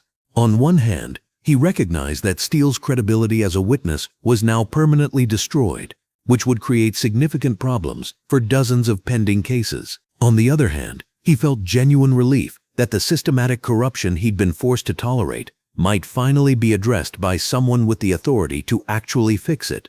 Officer David Chen, Steele's partner, felt his legs go weak as the full implications of Rivers' revelation hit him. He'd been documenting Steele's misconduct for months, telling himself that he was gathering evidence for some future reckoning. Now that reckoning had arrived, and Chen realized that his silence would be interpreted as complicity rather than caution. But the most dramatic reaction came from Owen Steele himself. For 15 years, Steele had operated with the absolute confidence that came from institutional protection. He'd believed that his badge made him untouchable, that his skin color gave him inherent authority over people like the man he'd assaulted, that the system would always choose his word over the word of his victims. The realization that he'd just assaulted his own boss, the one person in the county with the authority to destroy his career and his freedom, hit Steele like a physical blow. His face went from confusion to recognition to horror in the space of seconds. The confident arrogance that had defined his personality for 15 years crumbled visibly as he began to understand the magnitude of his mistake. "That's impossible," Steele said, his voice barely above a whisper. "You're lying." Rivers turned to face Steele directly, his expression calm but implacable. "Officer Steele, your disbelief is understandable. In your worldview, people who look like me don't hold positions of authority over people who look like you. But worldviews, like careers, can change very quickly when they collide with reality." Rivers reached into his briefcase again and withdrew a thick manila folder.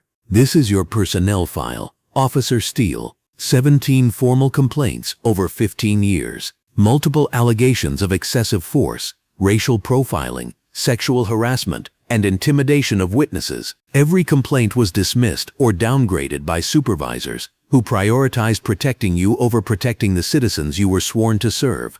The folder landed on the defense table with a sound that seemed to echo through the silent courtroom.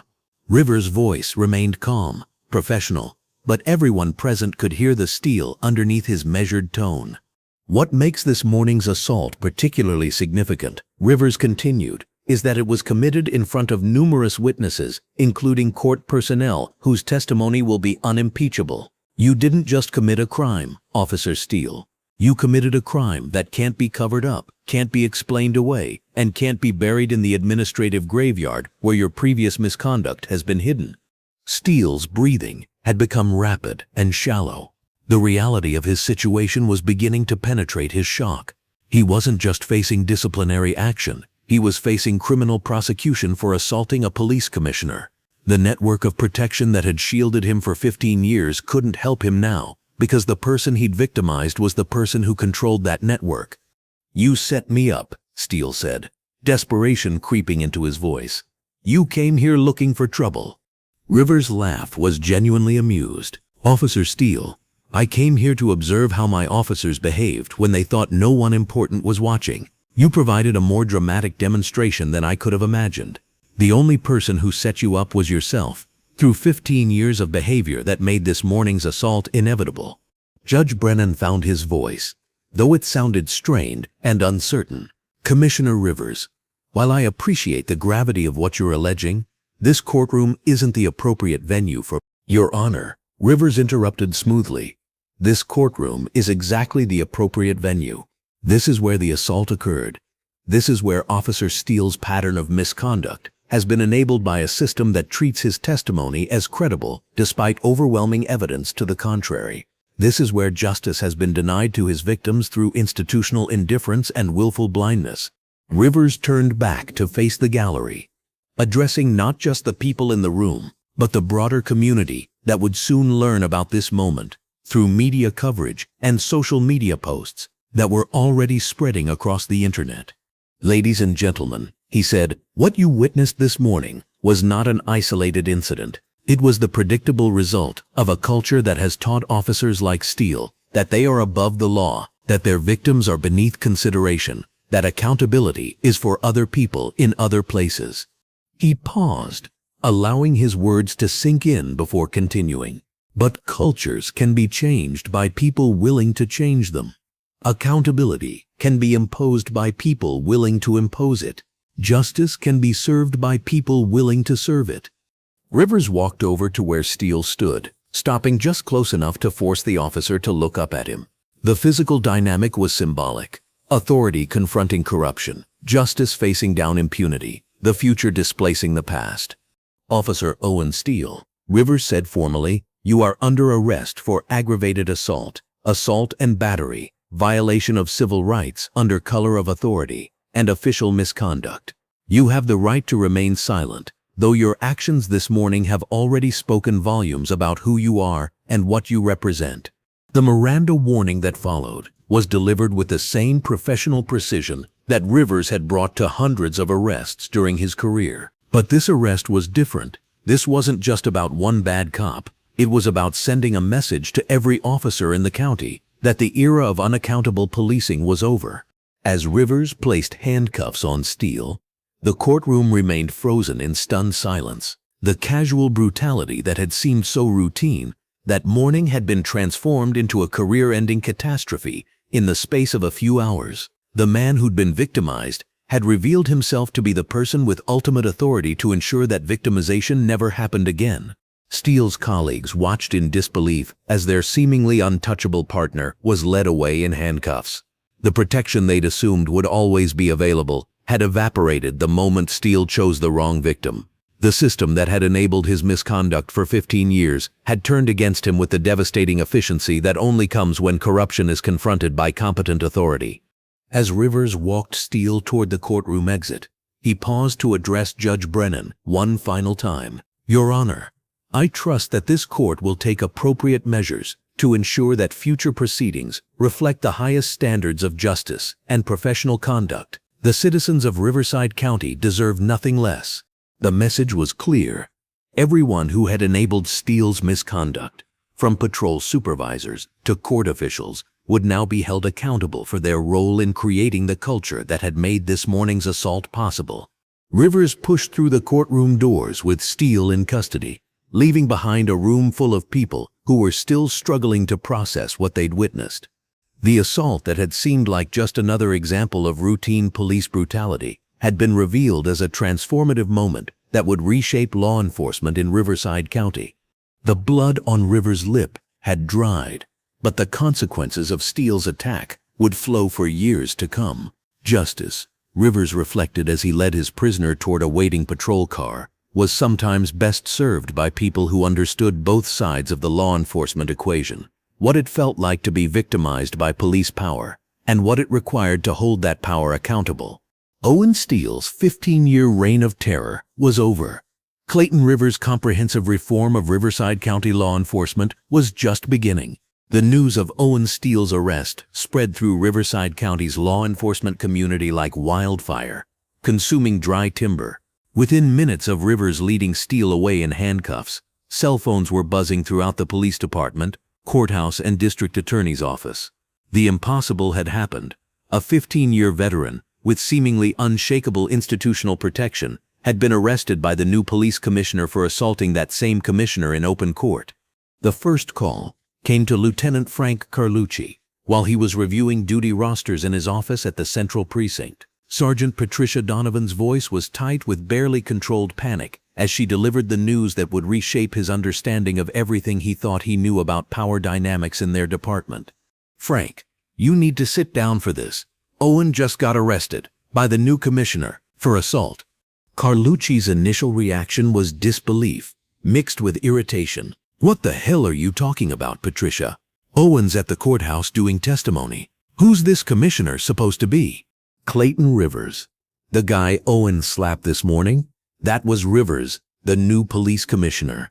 He came back with credentials and arrested Owen in front of everyone. The phone slipped from Carlucci's fingers as the implications crashed over him like a tsunami. For 8 years, he'd protected Steele from accountability, buried complaints, intimidated witnesses, and assured his superiors that any problems with the officer were grossly exaggerated. He'd built his reputation as a supervisor who could manage difficult officers and keep embarrassing incidents from becoming public relations disasters. Now he realized that every decision he'd made to protect Steele had been documented by someone with the authority to destroy his career. Rivers would have access to internal affairs files, personnel records, email communications, everything that revealed the systematic nature of the cover-up that had enabled Steele's misconduct for so long. Carlucci's second phone call was to Captain James Morrison, who was attending a budget meeting when his secretary interrupted with urgent news that couldn't wait. Morrison's reaction followed the same arc as Carlucci's: disbelief, confusion, and finally dawning horror as he understood that his own involvement in protecting Steele was about to be exposed to federal scrutiny. Morrison had been the one who'd intervened when Internal Affairs wanted to investigate Steele's alleged sexual assault of Maria Santos. He'd used his authority to have the case buried and the complainant deported, believing that he was protecting both the department and a valuable officer from false accusations. Now he realized that he'd committed obstruction of justice to protect someone who'd just provided dramatic proof of exactly the kind of criminal behavior that Santos had alleged. The phone calls continued cascading up the chain of command, each recipient struggling to process information that challenged everything they'd believed about their ability to control narrative and consequences. Deputy Chief Ronald Hayes was in the middle of a community outreach meeting when his phone erupted with messages that transformed routine administrative concerns into career-threatening crises. Hayes had built his advancement through careful political positioning and strategic alliances with officers who delivered results regardless of methods. He'd known about Steele's reputation but had chosen to view complaints against him as proof of effectiveness rather than evidence of misconduct. Aggressive officers generated complaints. That was simply the cost of maintaining order in challenging communities. But Hayes was sophisticated enough to understand that political calculations could change overnight when new leadership arrived with different priorities and accountability standards. Rivers represented everything that Hayes had spent his career avoiding: outside oversight, federal involvement, media attention focused on systematic problems rather than individual achievements. Within an hour of Steele's arrest, an emergency meeting had been called in the conference room adjacent to the chief's office. The participants read like a roster of everyone who'd played a role in enabling Steele's misconduct: Carlucci, Morrison, Hayes, Internal Affairs Captain Diana Walsh, and Union Representative Thomas McCarthy. The atmosphere in the room was thick with the kind of tension that comes when people who've operated with impunity suddenly face consequences for actions they'd assumed would remain hidden forever. Each person present understood that their professional survival might depend on how quickly they could distance themselves from decisions they'd made collectively over many years. Captain Walsh spoke first, her voice carefully neutral as she attempted to frame the situation in terms that might limit legal exposure. "We need to understand exactly what we're dealing with here. If Commissioner Rivers has been conducting some kind of investigation—" "Investigation?" Morrison interrupted. "The man's been on the job for less than 12 hours. This wasn't an investigation. It was a setup. He went to that courtroom specifically to provoke an incident." Deputy Chief Hayes shook his head with the weary expression of someone who'd seen too many colleagues destroy themselves through wishful thinking. "James, Owen assaulted the police commissioner in front of a room full of witnesses. Whether it was provoked or not is irrelevant. The only question now is how much damage this does to the rest of us." The damage assessment was already underway.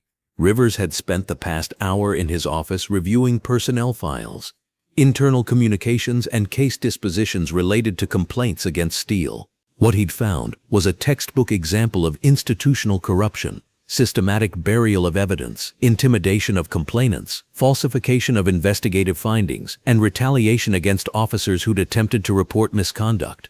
Every email defending Steele had been preserved.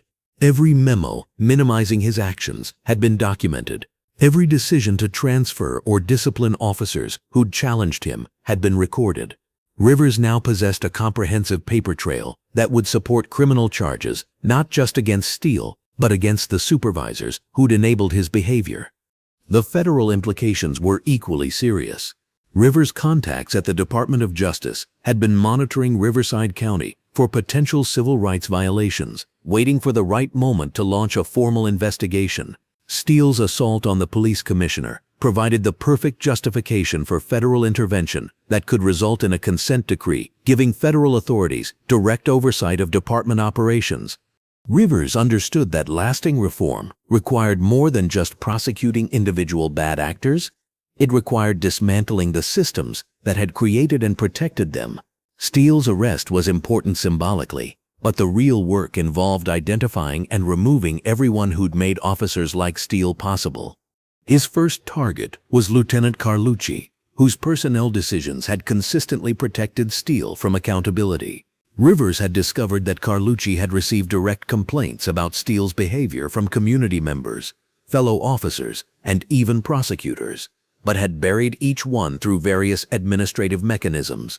The pattern was so consistent that it could only be explained by deliberate policy rather than individual negligence. Rivers' second target was Captain Morrison, whose intervention in the Maria Santos case represented the kind of high-level corruption that destroyed community trust in law enforcement. Morrison had used his authority not to ensure justice, but to protect a criminal colleague from facing consequences for criminal behavior. The fact that Santos had been deported rather than protected suggested coordination between local law enforcement and federal immigration authorities that might constitute additional federal crimes. Rivers' third target was the Internal Affairs Division itself, which had functioned more as a public relations operation than an accountability mechanism.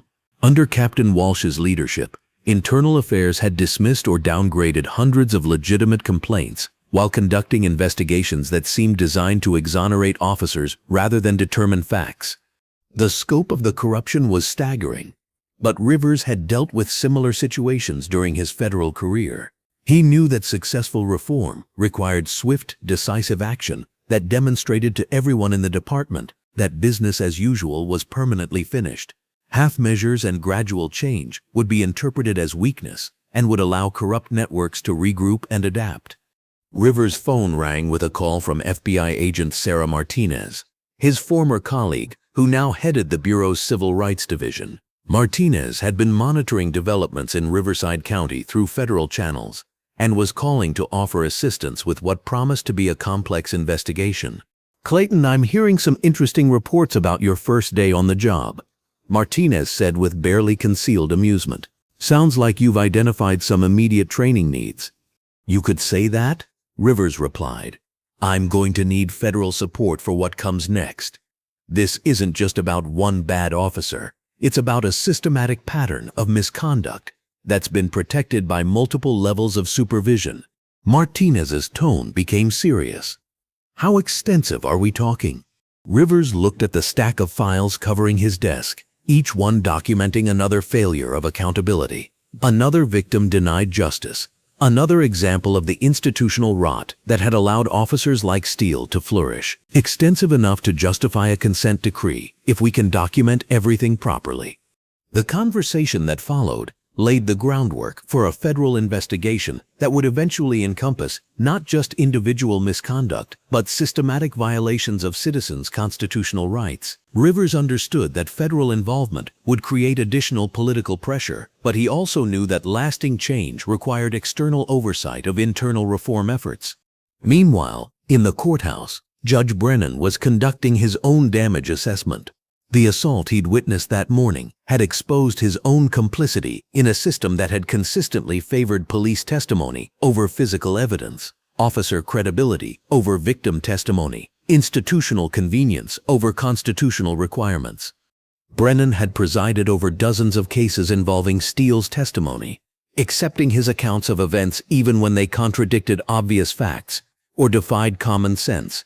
He'd allowed defense attorneys to be intimidated, witnesses to be silenced, and evidence to be suppressed, all in the name of maintaining efficient case processing and good relationships with law enforcement. Now Brennan understood that his judicial career would be measured not by the number of cases he'd processed, but by the number of injustices he'd enabled through willful blindness and institutional loyalty.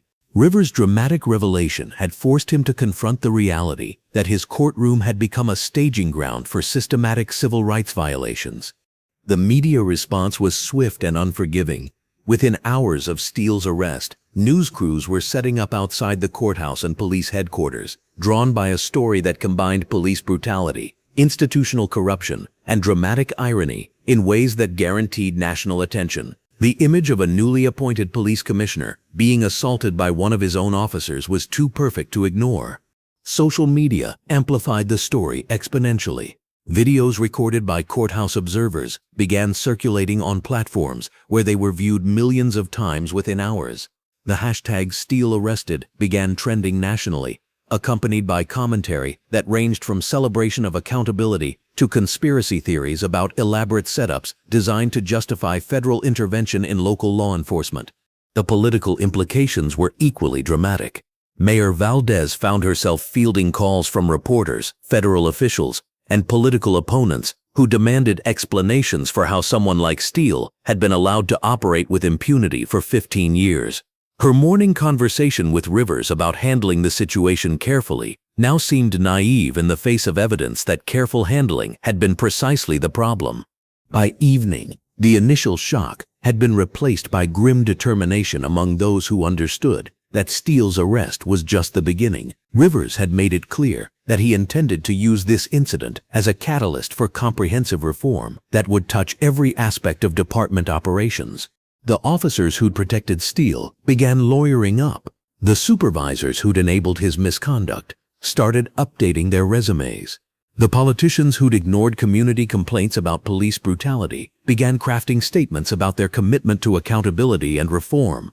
But Rivers understood that real change required more than just punishing the guilty. It required rebuilding trust with communities that had been systematically victimized by officers like Steele. That would require not just new policies but new personnel, not just different procedures but different culture, not just reformed institutions but transformed relationships between police and the people they served.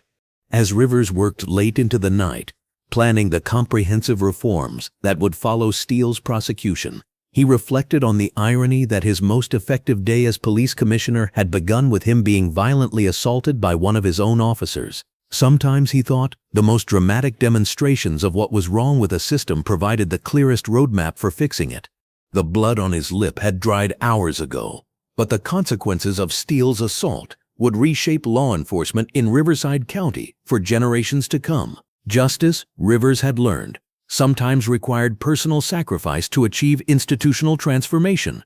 Owen Steele's career was over, but his legacy would live on in the reforms his misconduct had made possible. Sometimes the worst officers provided the best examples of why good policing mattered and why accountability was essential to the survival of democratic institutions. The reckoning had begun, and it would be thorough.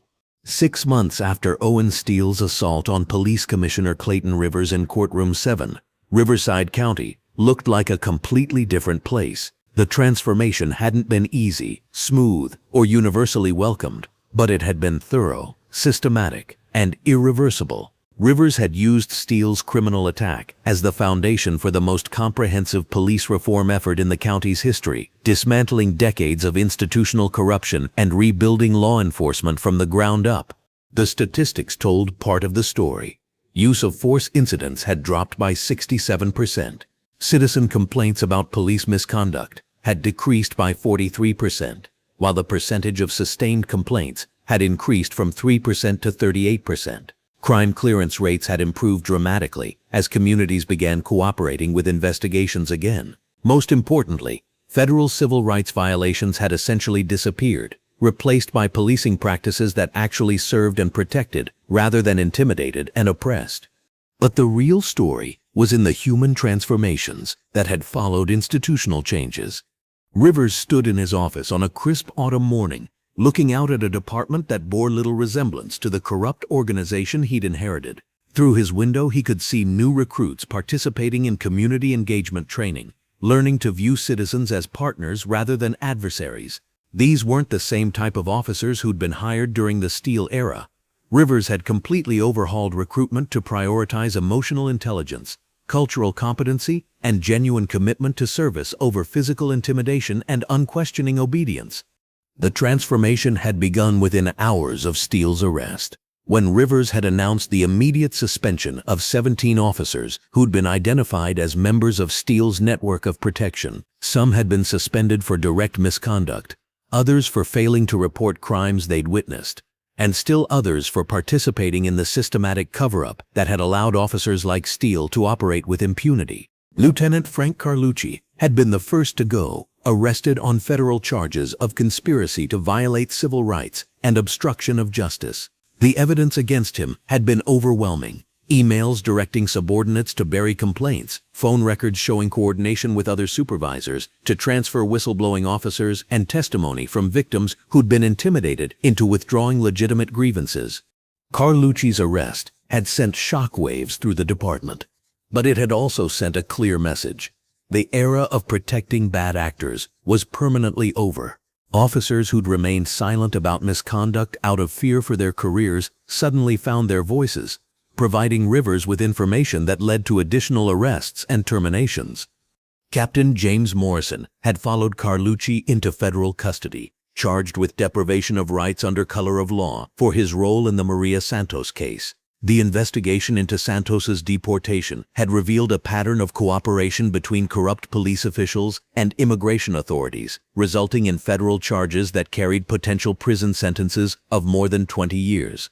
Morrison's downfall had been particularly satisfying for Rivers, who understood that systematic corruption required high-level leadership to sustain itself.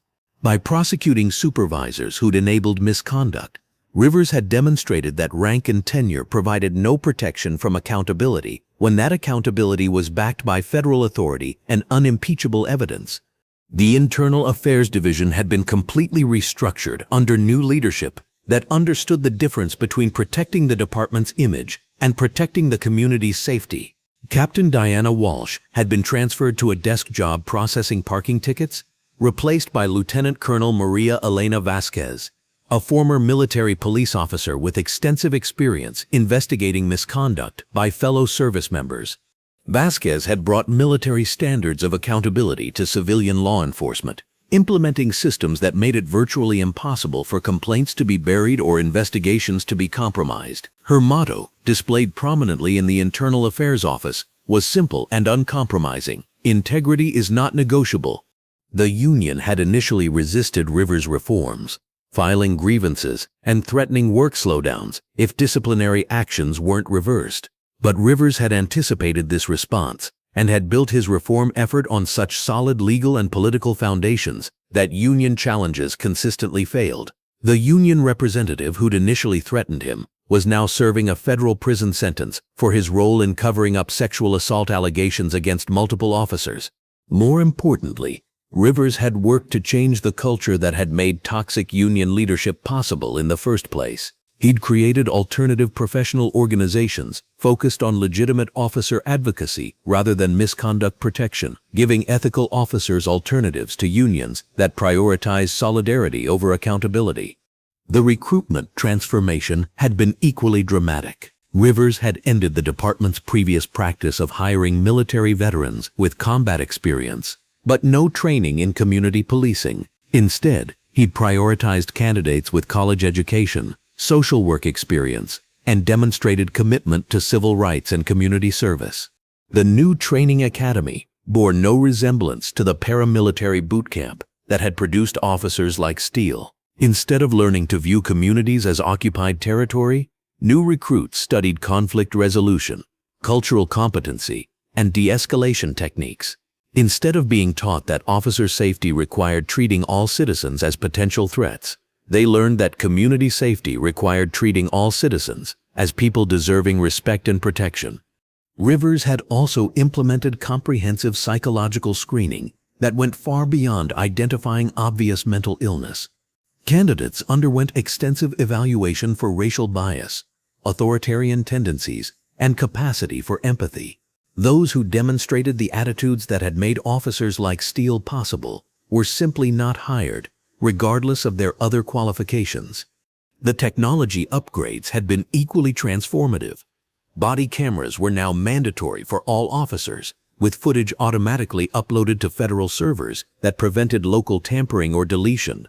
Dashboard cameras in patrol cars were similarly protected. GPS tracking allowed supervisors to monitor officer locations and response times, making it impossible to manufacture false narratives about when and where incidents occurred. Perhaps most importantly, Rivers had implemented an early warning system that flagged officers showing patterns of behavior that historically preceded serious misconduct. Officers who generated multiple complaints, used force frequently, or showed signs of racial bias in their interactions were automatically referred for additional training, counseling, or removal from patrol duties. The community response had been cautiously optimistic. Decades of abuse had created deep skepticism about police reform efforts. But Rivers' dramatic personal experience as a victim of police brutality had given him credibility that previous reformers had lacked. When he spoke about the need for accountability, community members understood that he'd literally bled for those principles. Rivers had also implemented unprecedented transparency measures that allowed community members to monitor police activities in real time. Complaint data was published monthly. Use of force incidents were investigated by civilian review boards with subpoena power, and police union contracts were renegotiated to eliminate protections that had shielded bad officers from consequences. The federal consent decree that had followed Steele's prosecution had provided additional oversight and accountability mechanisms. Federal monitors now reviewed all significant police actions, ensuring that reforms were implemented thoroughly rather than cosmetically. The threat of federal intervention had convinced even the most resistant officers that cooperation with reform efforts was their only viable option. But Rivers understood that lasting change required more than just new policies and procedures. It required cultural transformation that would outlast his own tenure as commissioner. He'd worked systematically to identify and promote officers who embodied the values he wanted to see throughout the department, creating a new generation of leaders who would continue his work long after he'd moved on to other challenges. Officer David Chen, Steele's former partner, had become one of Rivers' most valuable allies in this transformation. Chen's decision to come forward with detailed documentation of Steele's misconduct had provided crucial evidence for federal prosecutions and had demonstrated the kind of courage that Rivers wanted to see from all his officers. Chen had been promoted to sergeant and put in charge of training new recruits in ethical decision-making and reporting responsibilities. His classes were built around case studies drawn from his own experience working with Steele, providing concrete examples of how good officers could recognize and respond to misconduct by their colleagues. The judicial system had undergone its own transformation following Judge Brennan's forced retirement. New judges had been appointed with explicit commitments to constitutional policing and equal justice under law. Defense attorneys no longer faced retaliation for challenging police testimony, and prosecutors were required to disclose any credibility issues with officer witnesses. The Maria Santos case had become a symbol of both past injustice and future possibility. Santos had been located in Mexico and brought back to the United States as a federal witness against Morrison and others who'd participated in covering up her assault. Her testimony had been devastating, providing a human face for the systematic corruption that had destroyed so many lives over so many years. More importantly, Santos's case had led to the creation of a victim services unit specifically designed to support people who'd been harmed by police misconduct. The unit provided counseling, legal assistance, and compensation for victims, while also helping them navigate the complex process of seeking justice through reformed institutions. Rivers had also established a civilian oversight board with real authority to investigate complaints and recommend disciplinary action. The board was composed of community members who'd been directly affected by police misconduct, giving them genuine investment in ensuring that reforms were meaningful rather than cosmetic. The opposition to Rivers' reforms had been fierce, but ultimately ineffective. A group of terminated officers had filed federal lawsuits claiming that they'd been discriminated against for their political beliefs and law enforcement philosophy. But federal courts had consistently ruled that officers had no constitutional right to violate citizens' constitutional rights, regardless of their personal beliefs about appropriate policing methods. Some community members had initially worried that aggressive reform would lead to increased crime, as officers became hesitant to enforce laws aggressively. But the opposite had proven true. Crime rates had decreased as community cooperation with police increased, and officers focused on serious crimes rather than harassment of minority communities. The transformation had attracted national attention, with law enforcement agencies from across the country sending representatives to study Rivers' methods and adapt them to their own departments. The Riverside model had become shorthand for comprehensive police reform that actually worked, providing proof that meaningful change was possible when leadership was committed to accountability rather than protection of status quo. Rivers had documented the entire process meticulously, creating a blueprint that other reformers could follow when they faced similar challenges in their own communities. He'd also established training programs that helped other police commissioners implement similar reforms without having to experience assault by their own officers to gain the moral authority necessary for comprehensive change. As Rivers prepared for his morning briefing, he reflected on the journey that had begun with Steele's slap in Courtroom 7. The physical bruise had healed within days, but the institutional bruises had required months of patient work to address properly. The blood on his lip had dried quickly, but the bloodletting necessary to remove corruption from his department had been extensive and ongoing.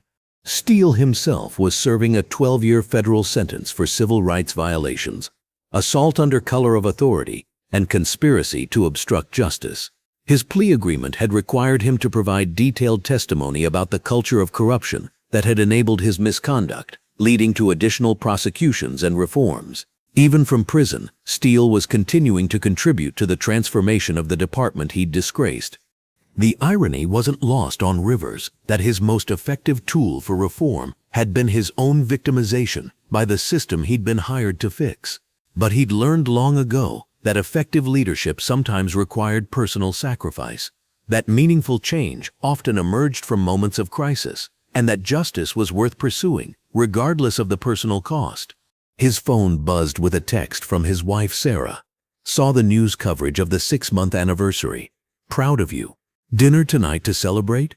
Rivers smiled as he typed back. Celebrating seems premature. Still have work to do. There will always be work to do. Tonight, we celebrate progress. She was right, of course. Perfect justice might remain elusive, but meaningful progress was worth acknowledging. The department that had produced Owen Steele no longer existed. The culture that had protected his misconduct had been systematically dismantled. The communities that had suffered under his reign of terror were beginning to trust law enforcement again. Rivers looked out his window again, watching new recruits practice de-escalation techniques with community volunteers who'd agreed to help with training. These officers would never know the fear and helplessness that previous generations had experienced at the hands of police. They would grow up in a department where accountability was expected, where service was valued, and where the badge meant protection rather than threat. The transformation that had begun with blood in Courtroom 7 had become a renewal that touched every aspect of law enforcement in Riverside County. It hadn't been easy, hadn't been quick, and hadn't been without cost. But it had been necessary, thorough, and ultimately successful. As Rivers prepared to begin another day of building the future of policing in his community, he reflected on the simple truth that had guided his entire career. Justice delayed might be justice denied, but justice pursued with persistence and principle would eventually prevail. Owen Steele's assault had been intended to put a black man in his place. Instead, it had put accountability in its proper place, at the center of American law enforcement. Sometimes, Rivers thought, as he headed to his first meeting of the day, the worst moments created the best opportunities for those brave enough to seize them. The new order was firmly established. The old order was permanently gone, and the blood that had been shed in Courtroom 7 had watered the seeds of transformation that would protect future generations from experiencing the same violence and injustice that had once seemed inevitable. Justice, Rivers had learned, was sometimes a dish best served with personal sacrifice and unlimited determination to ensure that sacrifice served a purpose larger than revenge. Today, that purpose was thriving in every reformed policy, every accountable officer, and every community member who could trust law enforcement to serve and protect, rather than intimidate and oppress. Have you ever witnessed someone stand up to injustice when it seemed impossible to fight back? Have you seen how one person's courage can transform an entire system that seemed permanently broken? If this story moved you to believe in the possibility of real change and lasting justice, share it with others who need to see that accountability is possible when good people refuse to accept that corruption is inevitable. If you believe in stories that show how individual courage can create systemic transformation, hit subscribe to Color of Justice. We have more powerful tales of ordinary people doing extraordinary things to bend the arc of justice toward hope. Because sometimes it takes one person's fall to lift up an entire community's faith in what's possible when we refuse to accept what's wrong. Thank you for following this story of how personal trauma became institutional transformation. Every share, every comment, every subscription helps ensure that stories of accountability continue to be told when they matter most. Because in the end, justice isn't just about punishing those who abuse power. It's about building systems that make abuse impossible and protection guaranteed for everyone who deserves both.